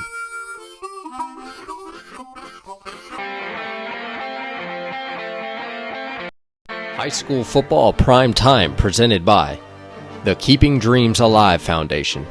The KDA Foundation is a 501c3 non-for-profit youth organization that specializes in empowering communities and providing opportunities for academic and athletic growth. We address vital issues concerning transitional phases of primary and secondary education through sports and academic advisory camps, health and wellness programs, and athletic scholarships, grant and aid assistant programs for college.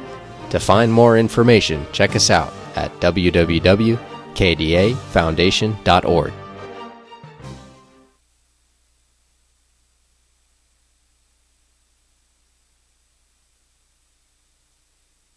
The FHSAA is now on Facebook and Twitter. Go to facebook.com/FHSAA and become a fan. On the site, you can keep up with teams and people who strive to make high school athletics in the state of Florida the best. That's facebook.com/FHSAA. Follow us on Twitter at FHSAA for instant news along with information on issues that affect Florida high schools. Be a fan of it all.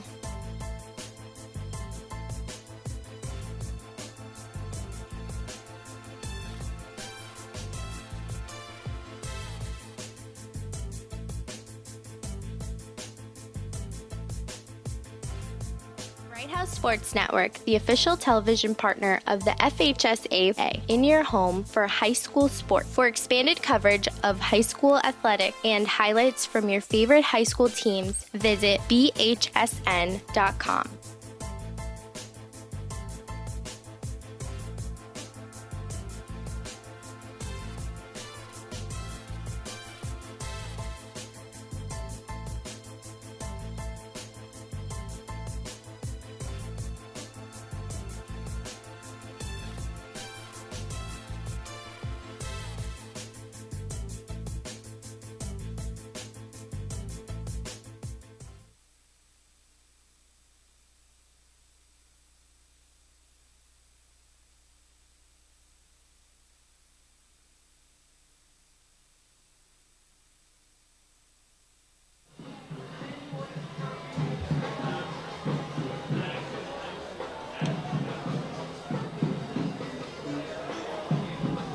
that saved me.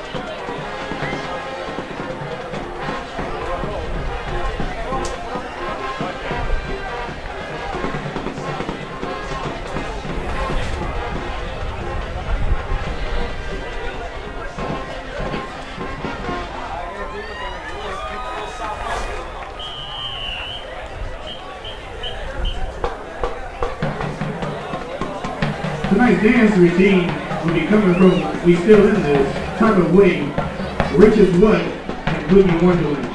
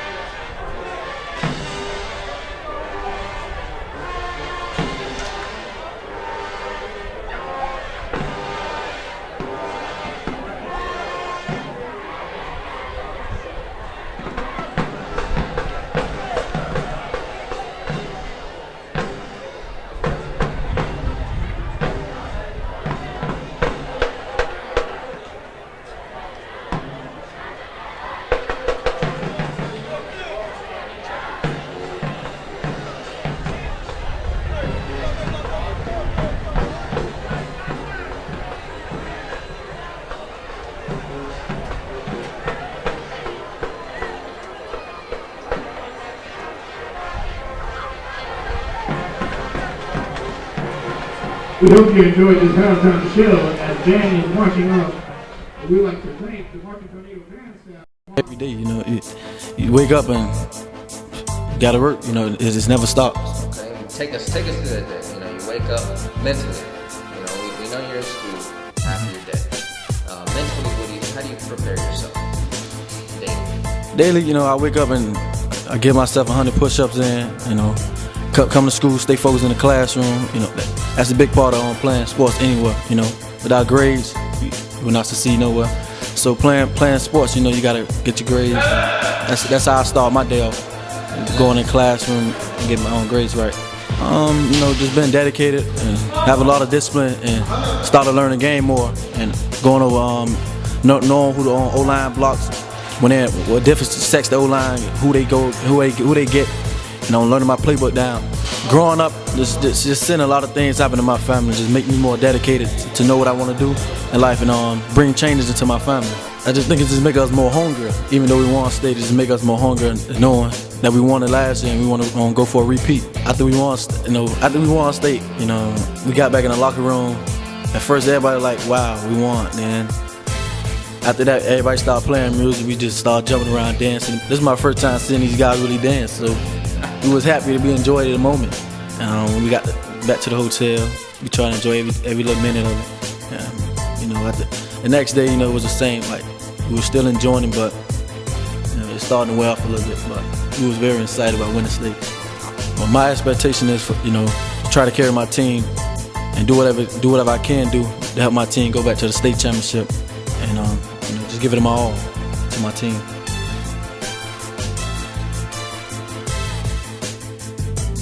High School Game Day brought to you by HSPN, High School Production Network. The High School Production Network is the #1 high school sports broadcast network in the nation, bringing you high school sports and events by the high school student for the high school student. HSPN is in place to provide internships for all high school students that have a passion for broadcast. HSPN is providing opportunities for students to use their passion to not only pursue a great college education, but to endure real-life experiences through a viable entity. To find out more information on HSPN, check us out at www.hspnsports.com.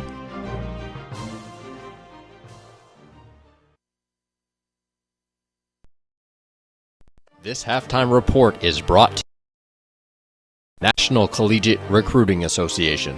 NCRA Sports is a national recruiting service giving student athletes of all sports the opportunity to get the needed national exposure to use their athletic ability to help pay for a great education. Students and coaches, please sign up at www.ncrasportsnetwork.com.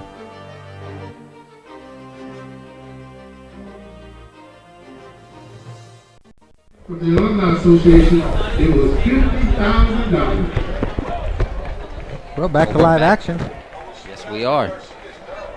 Great interview with Mr. Anderson, principal of Glade Central High School. Once again, ladies and gentlemen, welcome to high school football prime time, Saturday nights, under the lights. We love it. Down in Miami, Florida. Booker T. Washington is up 33 points over Glade Central with 2 points. Just coming into the third quarter now. The Tornadoes back to receive, goes out the end zone, and they're going to start it off. At their own 20-yard line. 1st and 10, they deferred the first half. Yeah, it was, Ryan, a great interview with Andrew Anderson, principal at Glade Central, and they came all the way down here from Belle Glade, and they met the Cat 5 all right. Well, you got Treon back in. Got a 22 set. And he's going to give his own read right up the middle. Try to get outside. Nothing there. Number 22 is on the tackle. Williams for the Raiders. Lost. Actually, he didn't pick up anything or lose anything. Mark it. Well, he's going to give him 2 yards.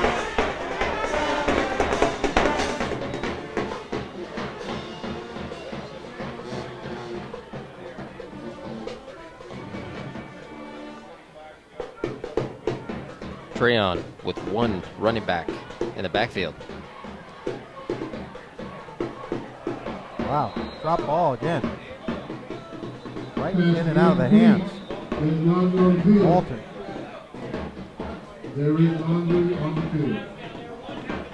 It'll bring up third down and about 8. There's going to be a penalty flag on the play, though.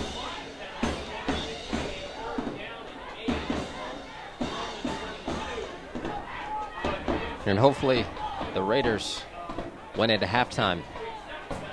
Got a good pep talk by Coach Blackman. And came out here with a game plan. Maybe put some points on the board because they sure do need it. With one more score from the Tornadoes, we might just see a running clock early in the third quarter.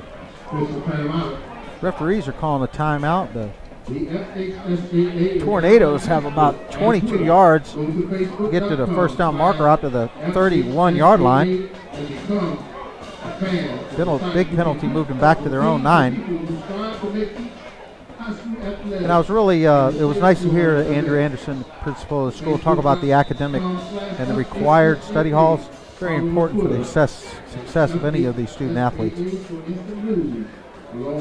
Treon's got him up with trips to the bottom side. He's got single coverage at the top.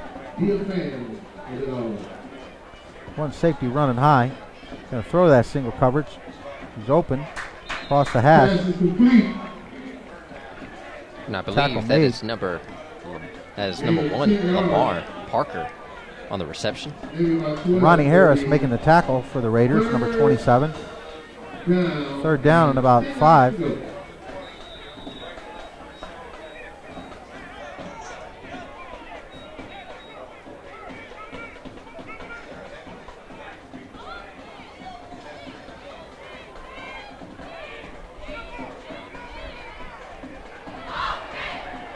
Treon doesn't see anybody open. He's going to roll out, and he may be caught, but he's spinning around. He throws it out here to the left side over the throwing. Pass is incomplete. Out here, he tried to get number 19, Smalls. He's up fourth and about 10 yards. Well, there's a timeout on the field as well. There's another injured player down on the ground way over here on the near sideline as they take a timeout. We too will take a timeout. You're watching high school sports playoffs down here in Miami, Florida, with the Tornadoes versus the Raiders on Keeping Dreams Alive Foundation. Stay with us. You are watching the 2013 FHSAA Football Region Quarterfinal game on Hspn. The Florida High School Athletic Association recognizes its corporate partners who help make the FHSAA Football Championships possible. Team IP, the official merchandising company of the FHSAA, MF Athletic, Everything Track and Field, Gatorade Thirst Quencher, Is It In You, Pinch a Penny, Pools, Patios, and Spas, the perfect people for a perfect pool, Sports Authority, your football authority field turf, Florida Virtual Schools, C2Cschools.com, the place for all of your game scores, stats, schedules, game directions, and more. Glossy Finish, the official photo company of the FHSAA. Ball 4, the official supplier of championship rings for the FHSAA. Bright House Sports Network, Channel 47 and HD 1147, your home for high school sports. Bright House Sports Network, the official television partners of the FHSAA. And Spalding, provider of the official game ball for the 2013 FHSAA Football Finals.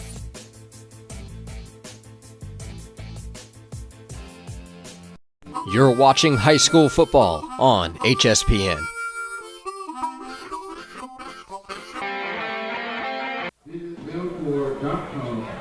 Well, the Tornadoes are punting it to the Raiders. Didn't come up very successful on the offense. And they'll kick it down the field. The Raiders will come up with the ball. Maybe they'll get some good field position. It's only their second punt of the day. And they'll mark it down at the Raiders' 45-yard line.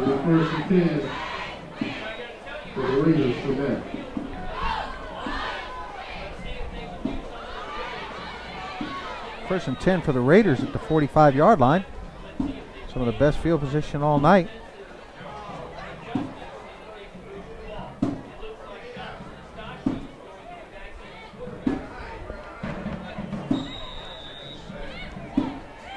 Well, the Raiders haven't been too successful with the run game or the throwing game. Come up with a couple of interceptions.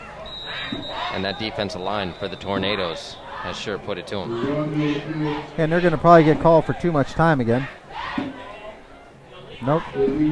Illegal substitution this time. Going to rock it back 5 yards.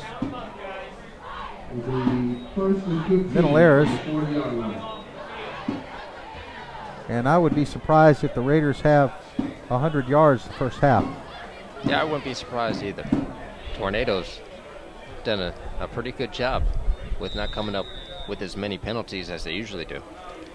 Yeah, the Tornadoes don't allow 6 points a game. You can imagine if you average that out. 3 points a half, so they stay within their average. Treon was the only scorer for them. It'll be a jet sweep, and he's going to try to get to the edge. Picks up maybe a yard. Bring up second down and about 14. Gain of 2 yards. It'll be second down. And it's going to be tough. It's been tough all night. They've gone off tackle most of the time with their run game, but hitting that edge, that's a whole different story, especially with this Tornado defense. Here they go with that. Trips to the right-hand side. Going to roll it out this way. And he goes deep down the field for number 23 for the Raiders. And that is Jamarius Way. Wide receiver, 6'3", 181-pound junior.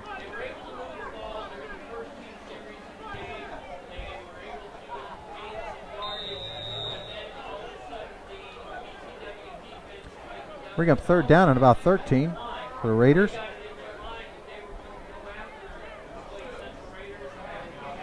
Trips to the top side. You got a single coverage down here on the bottom.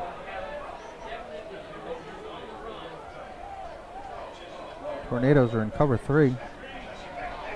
And that quarterback is going to get it away. Throws it out of bounds over here to a Tornado on the sideline. There's going to be an intentional grounding. I want to say that was a very athletic play. The quarterback getting it out of bounds, but came up with a penalty. There you go. We'll lose it down at 10 more yards. Going to be a relatively easy one for the Tornadoes in the first round. And what they don't want to do is what they do want to do is come out of this game without any injuries, because it will get tougher as the weeks go by. Yes, it will. They'll start to wean out the teams that have, I don't want to say a soft district, but when you look at Booker T. Washington's, the district they're in, Monsignor Pace, I believe Edison as well. It's very difficult to compete with a Booker T. Washington when they're in your district. Especially when they're loaded up and the #1 team in the nation. Well, they're going for a block. Punter gets it off. They'll take a big bounce. Yeah. Where's he going? Making a couple moves. Trying to hit the outside. A big time block.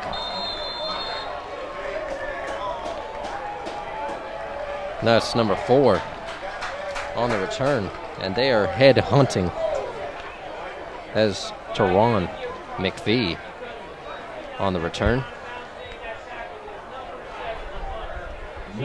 Don't see any penalty flags on the field, so it looks like he got his head across. And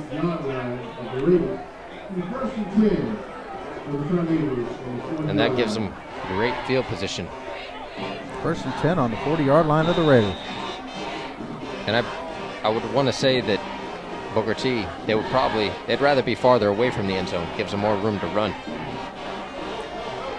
And Crondis Larry, number 3, takes it down the field to about the 18-yard line. Picks up about 25 on that carry. Quick hitter, zone read, head towards the end zone. One safety back there to catch him, and that was it.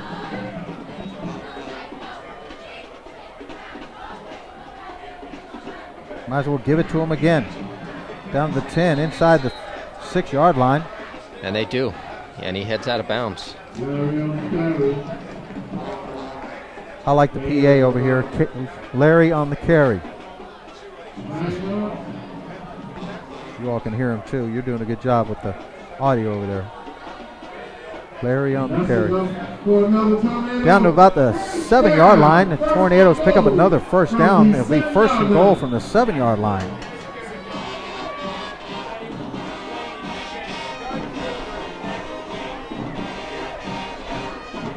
Give it to him again. Gonna spin off one tackle and may get back to the line of scrimmage, but that's going to be about it. That's number 5 on the tackle.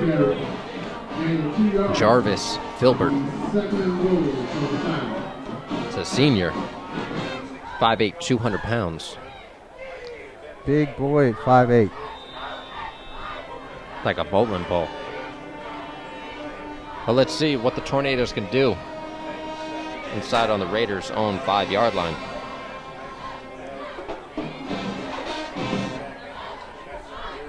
And they give it up to Mark That's Walton. Walton that time.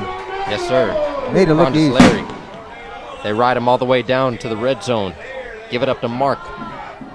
He'll put one in for you. That's his second touchdown of the night. Prondis Larry, Mark Walton, the sophomore commit to the University of Miami.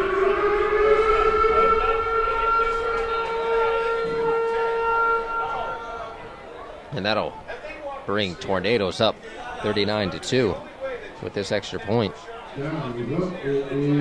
And it is good. We got 40 Tornadoes. 2 points for the Glades Central Raiders. This is high school football prime time, presented by the Keeping Dreams Alive Foundation. What a beautiful night it is in Miami, Florida. Got a great breeze coming off the ocean. Got some great football. Saturday night, had a bunch of good college football today, and had a chance.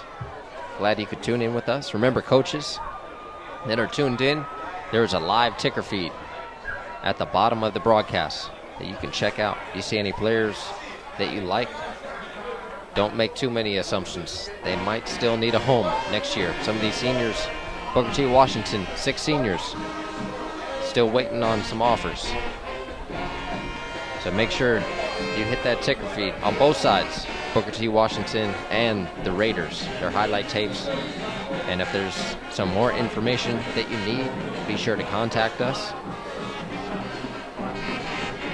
at ryan@kdafoundation.org, as well as Glenn and Aaron, all those at kdafoundation.org. Well, another touchback. Kicker's got his foot on it. They've hit the 40-yard mark. 40 points, third quarter. Only points on the board for the Raiders. 2 points that Treon gave him when he threw it out of the end zone for a safety. I didn't even think about that. 2 points. Booker T has all the points today.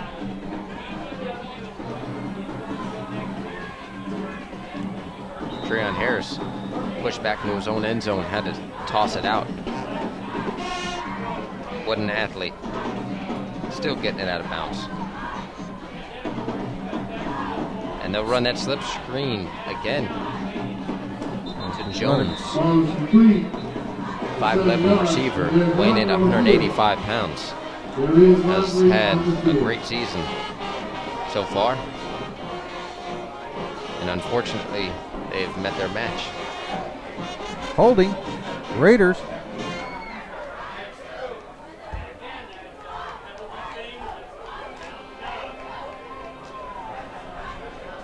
Gonna bring him back 10 yards with a nice 7-yard pickup.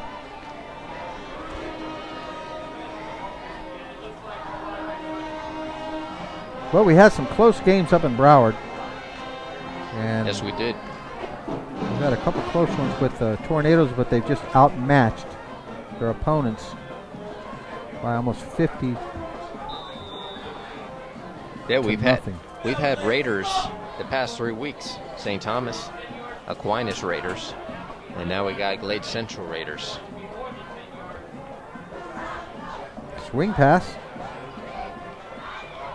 to the outside to number 10, I believe.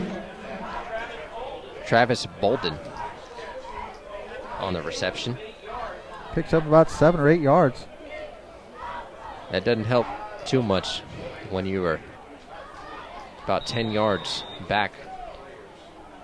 And about 38 20 yards points from down. the first down. Yeah. And that's going to run the clock. Maybe they can put some more points on the board. And they're going quick to number 23. Jamarius Way.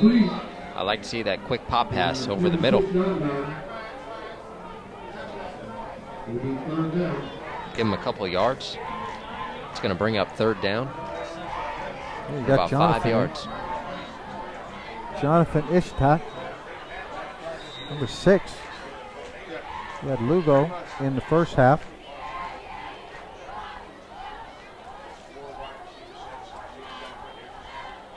The quarterback is going to give it up.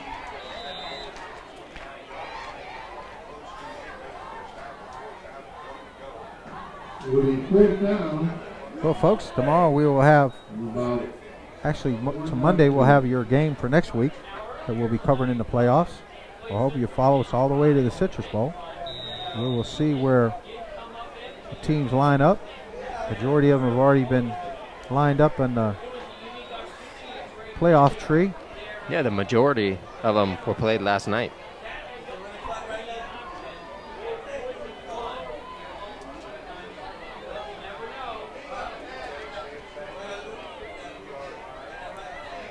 Well, the Raiders are going to punt once again, 4th and 1. Nice high punt. Didn't send the whole house, but I know after the last few punts they've kicked off, these Raiders, they're looking over their shoulders because they don't want to get jacked up.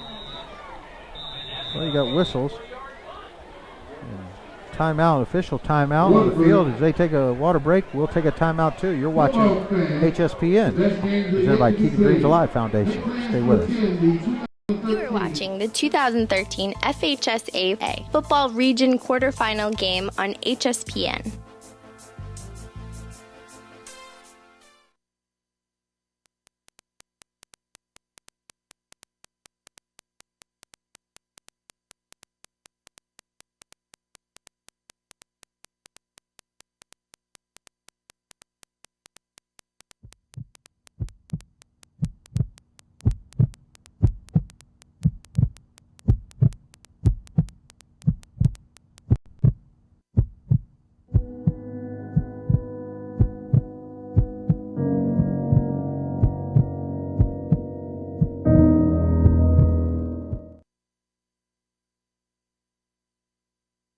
You're watching high school football on HSPN.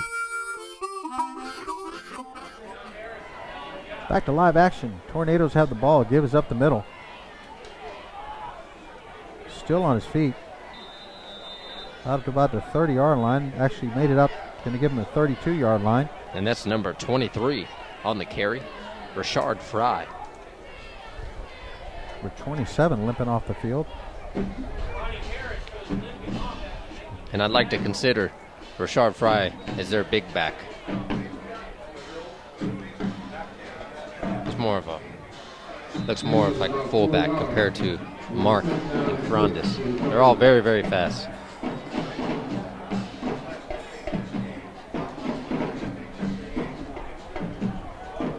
He's up 2nd down and 5. Fumble on the ball. Scooped up by a Raider. Raider's going to take it all the way to the end zone. And that's number 40 on the takeback. That was quick. Antonio Brown being in the right place at the right time. Tornadoes muffed the snap. Bad exchange between Rashard and Treon. Result in a Raider touchdown. Well, the only 2 scores for the Raiders, one Treon throwing a safety, or getting called for a safety, and the other one would be this one, a scoop and a score on a fumble by the offense. So both scores up on the board for the Raiders can be attributed to the Tornado offense, not the Tornado defense. Do we give the Tornadoes all the points tonight? Wow. Interesting. Don't believe I've ever seen that, where the offense scored all the points. Well, let's see if that kicker is warmed up. He's been sitting over there for a while.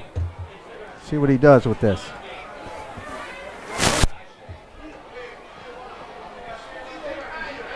Gotta. Maybe they got the wrong kicker in. No. I think they're going for it. Yeah, they're going to go for 2. Be silly not to.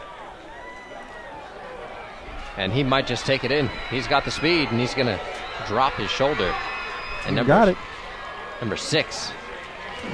Jonathan. Jonathan. Got a T on the end there. Estachi. Yeah, that's Jonathan. That's the first offensive score for the Raiders this evening. Brings up the Tornadoes 40 over Lake Central 10.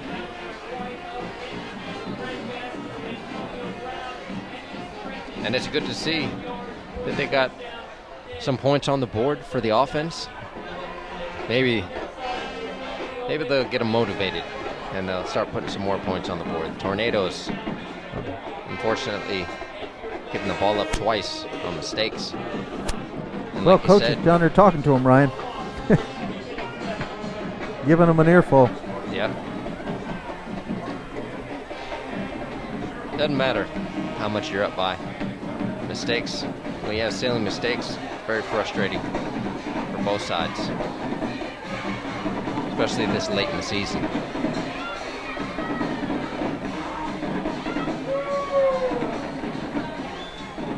But we'll see what they can do. Maybe it'll be a game changer.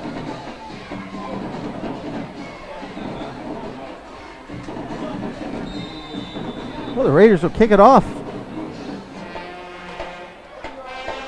for the second time to the dangerous setbacks of the Tornadoes. Late in the third quarter, a squib kick. It's a good hop. And he'll take it up the middle, but he'll get Late brought hit. down by number 8, Devontae Seabrook. And that's Crondis Larry on the return. Give him some decent field position heading into late in the third quarter.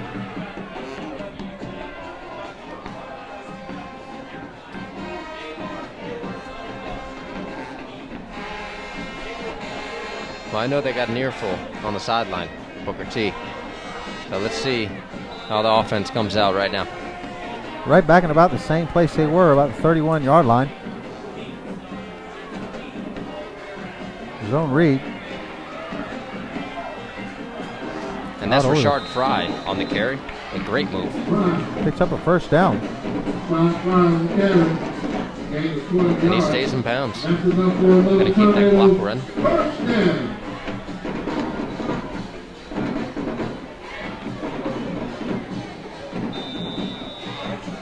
First and 10 out here at the 43-yard line.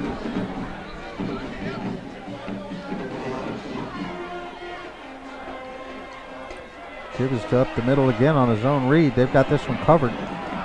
Number And 99. They changed out the quarterbacks for the Tornadoes. I believe that's number 18. Chastain, number 99 on the tackle. Number Chastain is 18, a senior. Malik Atkins in there for Treon, a junior. He's going to be the man next year. Yep, Malik put some points up on the board too while he's been in these 4 games. Yeah, he's had a great couple 3 games and a lot of high expectations out of him next year. He'll be the man. And he zips it in there. Picked off. It's a good read, but that linebacker jumps higher than he can look, or he jumps higher than he looks. Bring up third down at about 13. Just under 1 minute. Clock is running. About to head into this fourth quarter. Atkins, the general for the Tornadoes right now. See what he can do. Low snap again. And he'll get it off. Bounces Not it. enough. Got away from the pressure. It's going to bring up fourth down, Ryan, at about 13. That's going to bring it into the third quarter, bring us up to the fourth quarter. As they switch over, we'll take a break as well. You're watching High School Sports on HSPN, brought to you by the Keeping Dreams Alive Foundation. Stay with us.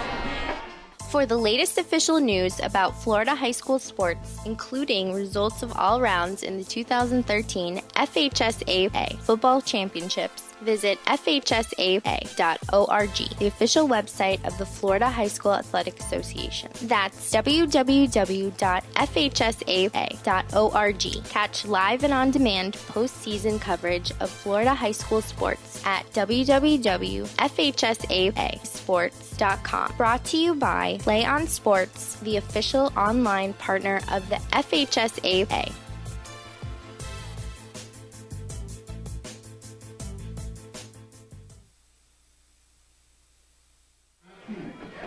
Well, the Tornadoes up by 30 points against the Raiders.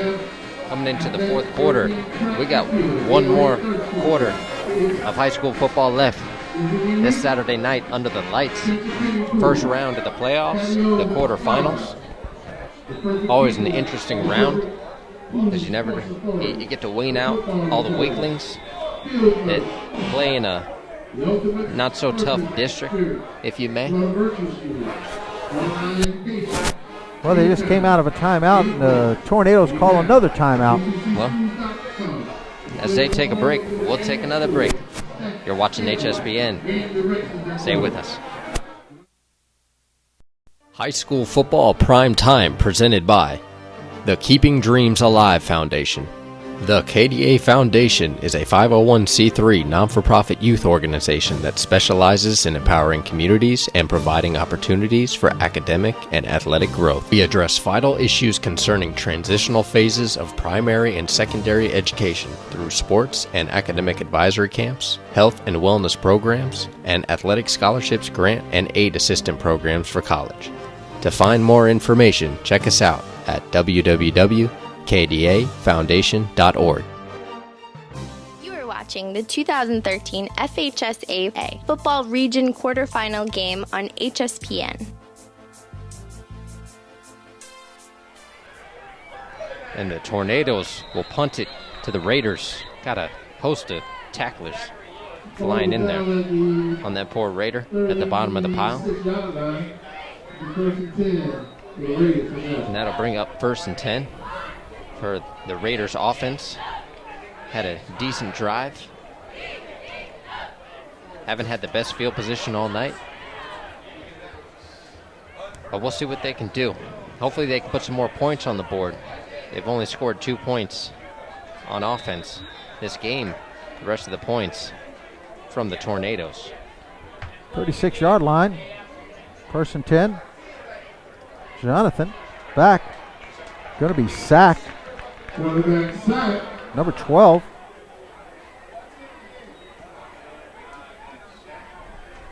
Evans. Loss about 3 yards. He's second down and about 13 from their own 32-yard line.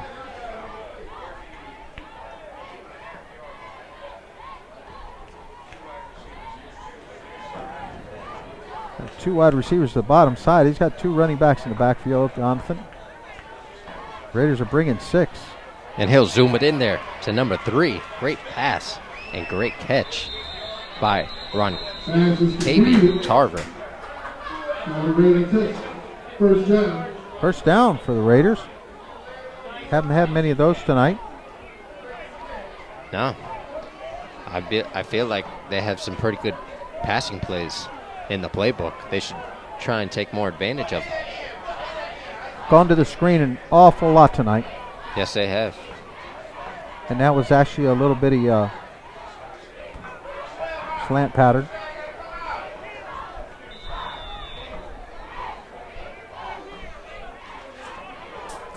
Safety up high. Jonathan throws it out. Incomplete.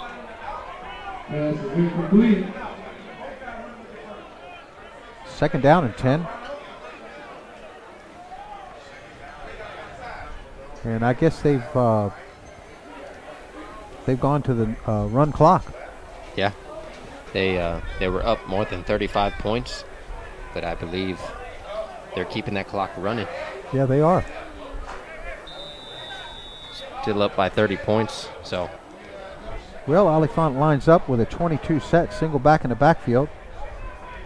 Tornadoes in cover 3. And he zips it down the field. And just a little bit more. Wide open on the hash. Oh, man, number 10. The attempt. He was wide open. Travis Bolden. And gosh, if he just put it out a yard or two more in front of him. Yeah, in front of him. He was thrown behind him. Bring up 3rd down and 10.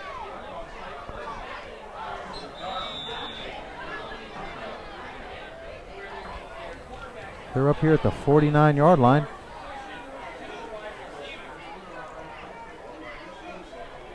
And they go back to the screenplay. And they just, I'm not sure about that. That defensive line for the Tornadoes, I mean, they've picked it up the entire game. You're not really fooling anyone. Well, it brings up 4th down. And the thing is the defensive line is so quick to getting in the backfield. The quarterback doesn't have any time to fake down the field. And the defensive line, they get back there so fast, they finally realize what he's doing. Quarterback's got to get it off too fast, and by that time, they're all over the wide receiver. Oh, when you get Joseph and Thomas coming in, breathing down your throat, they outweigh the linemen by about 30 pounds each. And he zips it in there again and almost picked off. Tornadoes are going to take over right at the 50-yard line.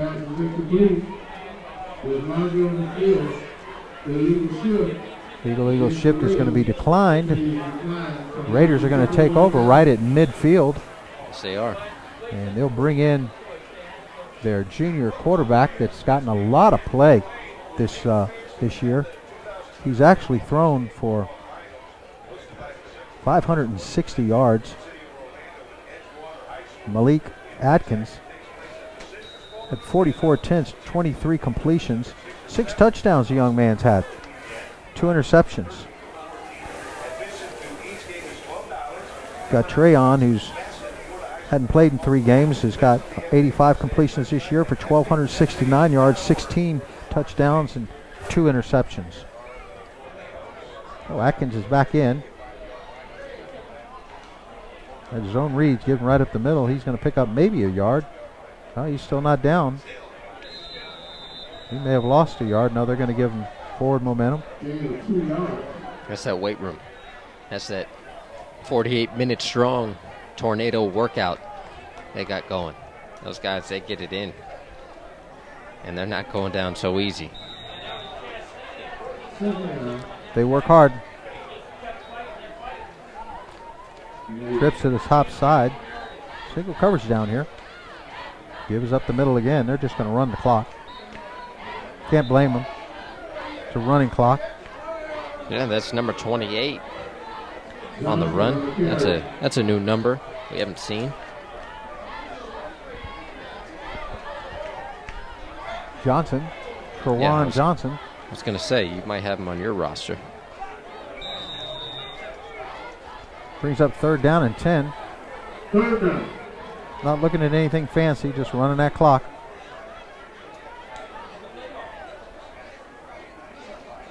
Atkins is going to throw it. Going to spin out, but he's knocked down quick. Yeah. Got Not hit like hard. Treon. Got hit hard by 40, and he's limping. Yeah, he didn't look like he was coming off very healthy. He got a little Charlie horse on that one. Number 16.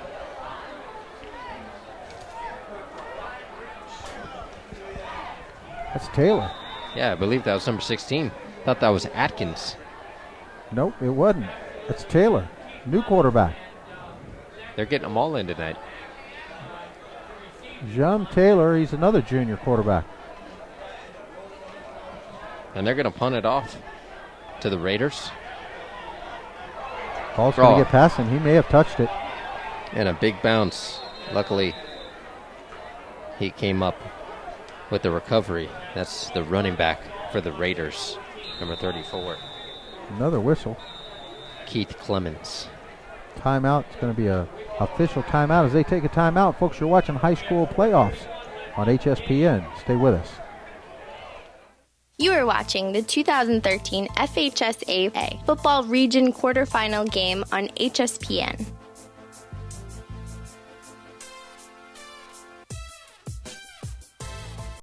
This timeout was brought to you by Smart Programs.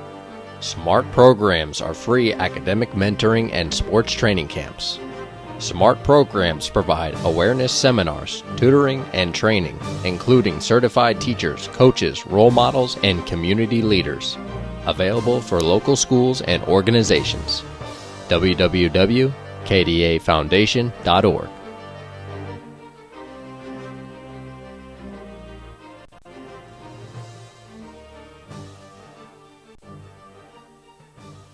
You're watching high school football on HSPN.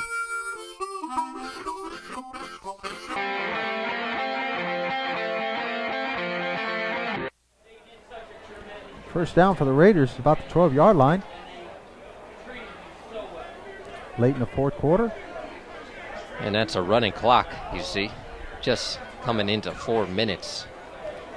Tornadoes have all their skill players off, bringing all the juniors, sophomores in. And he guns it down the field. And that's a first down for the Raiders. Ron Quavy and Tarver on the reception. I'm glad they finally opened up the passing game. I mean, the running game, they've had a decent job, I guess. But that passing game, you got to stop going to that screen. And he's going down the field again. And he puts it up there for his wide receiver to make a play, and he does. Number 23, Jamarius Way, with a reception right in the breadbasket, and they're driving down the field. Where have they been this entire game? Well, they got the Tornadoes got their sophomores and juniors in, so yeah, you're right. They're going to move it down the field. And he does it again, and he just puts a little bit too much air on the ball, and almost coming up with a change of possession. Tornadoes almost picking that ball off. Got the young guys out there. Second down, 10, just coming under 3 minutes. And Tornadoes got another one in the bag. Will go 11-0.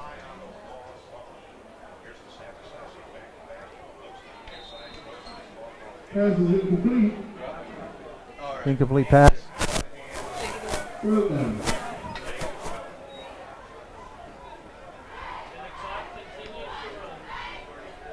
And just over 2 minutes closing in this region quarterfinal playoff game. Good catch. Yes, once again, Tarver on the reception. And Glade Central made a long haul from up north. About an hour, 2 hours. Long enough. Yeah, it's still pretty far up there. Nice throw and catch for a touchdown. Again. Number 23. Nice post pattern. Right on the hash. The defensive backs just look, I don't even know what to call it, slow motion. They were frozen in time. They were just watching the play. There are young guys out there. He's got all his young ones out there. That's Jamarius Way. That beautiful reception. Nice throw by Jonathan. Nice post, skinny post down the hash. Nice, good-looking play. You got Tornadoes out there with, their second and third sophomores and juniors getting a little time. They're going to let them do that, give them a little experience, get them in a playoff game. Hey, when they get that ring, you got it. 2-point conversion.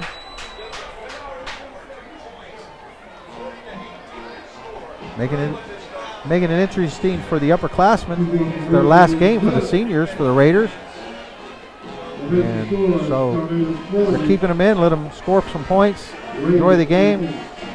Get your underclassmen in on the Tornadoes, keep everybody healthy. Get to the next round. You got a few more rounds until you got to head up to the Orange Citrus Bowl in Orlando. It was a great covering these Tornadoes all year, and we're going to find out who they're going to play next week and what night they are going to play. And we'll let you know Sunday, or the latest Monday, the game or the games that HSPN will be covering for you live all the way to the Citrus Bowl. And we apologize, we had some technical difficulties out there on our network, we understand, but we checked it and we didn't see anything on our end. And we're streaming fine here, but we apologize for you that may have seen technical difficulty. If you did, hey, let us know. Tweet us, instant message us, let us know what was happening, and we'll look into it for you. We always appreciate you watching us, and most importantly, supporting the kids. Just under 2 minutes left. Raiders are going to kick off. They're going to kick it back to the Tornadoes. Beautiful night down here in Miami, Florida. Fall is here. Short sleeve weather. Traz Powell Stadium. Our home away from home. Yes. Yes, it is. Glad to be back at the house.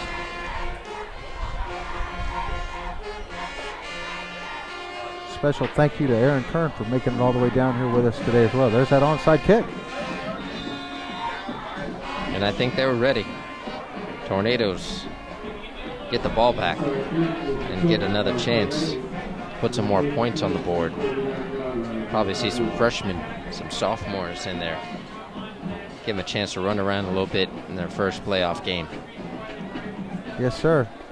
When they get that ring on their finger and they can say, not only did I get a ring, but I played for it too. Well, I can guarantee you that Coach Harris expects the same as these upperclassmen. These freshmen, these sophomores, they're going to do it together. They're all going to states together. They expect the same quality of play. As you get all the players on and off the field, they're not going to throw any carpet. Defense had 12 players. They let them run off. Under a minute, going to get another player off the field. And they're just going to let them go with it. And they're going to go with a zone read up the middle. Wow. Safety came downhill hard. Yeah, it's a big hit.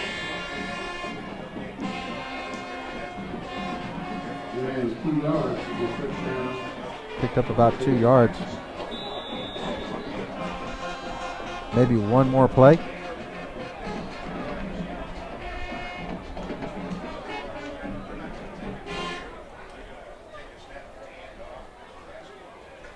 Wow, good hit out there. And I believe that's Rashard Fry out there. Getting some more stats.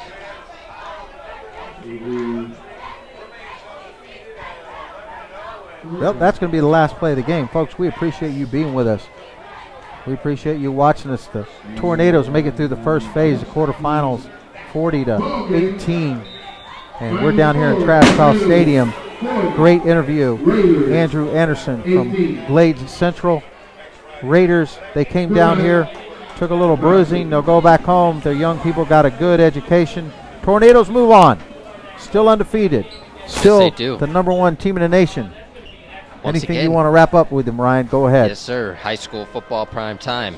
Brought to you by the Keeping Dreams Alive Foundation. Make sure you check us out at www.kdafoundation.org. Booker T. Washington and Glade Central. They make a long haul down from Belle Glade. Thank you for those that tuned in tonight, coaches, parents, and fans. We thank Principal Anthony Anderson for getting on the mic with us. We'll see you next week. Don't know who we're going to get yet. We'll let you know as soon as possible. Once again, we want to thank the FHSAA for giving us and providing us with this opportunity to come out here today. Ladies and gentlemen, good night. Football fans, the best games are yet to be played. Make plans to attend the 2013 FHSAA Football Finals, hosted by the Central Florida Sports Commission, City of Orlando, and Edgewater High School. The intense action takes place at the Citrus Bowl in Orlando with championship games on December 6th and 7th, and also the following weekend on December 13th and 14th. Admission to each game is $12. Come out and watch the best in Florida high school football play. Visit the FHSAA website at FHSAA.org for more information. Take a knee. No, that's dangerous though. He will take. He's going to snap, punt it. He's at the 50, to the 40.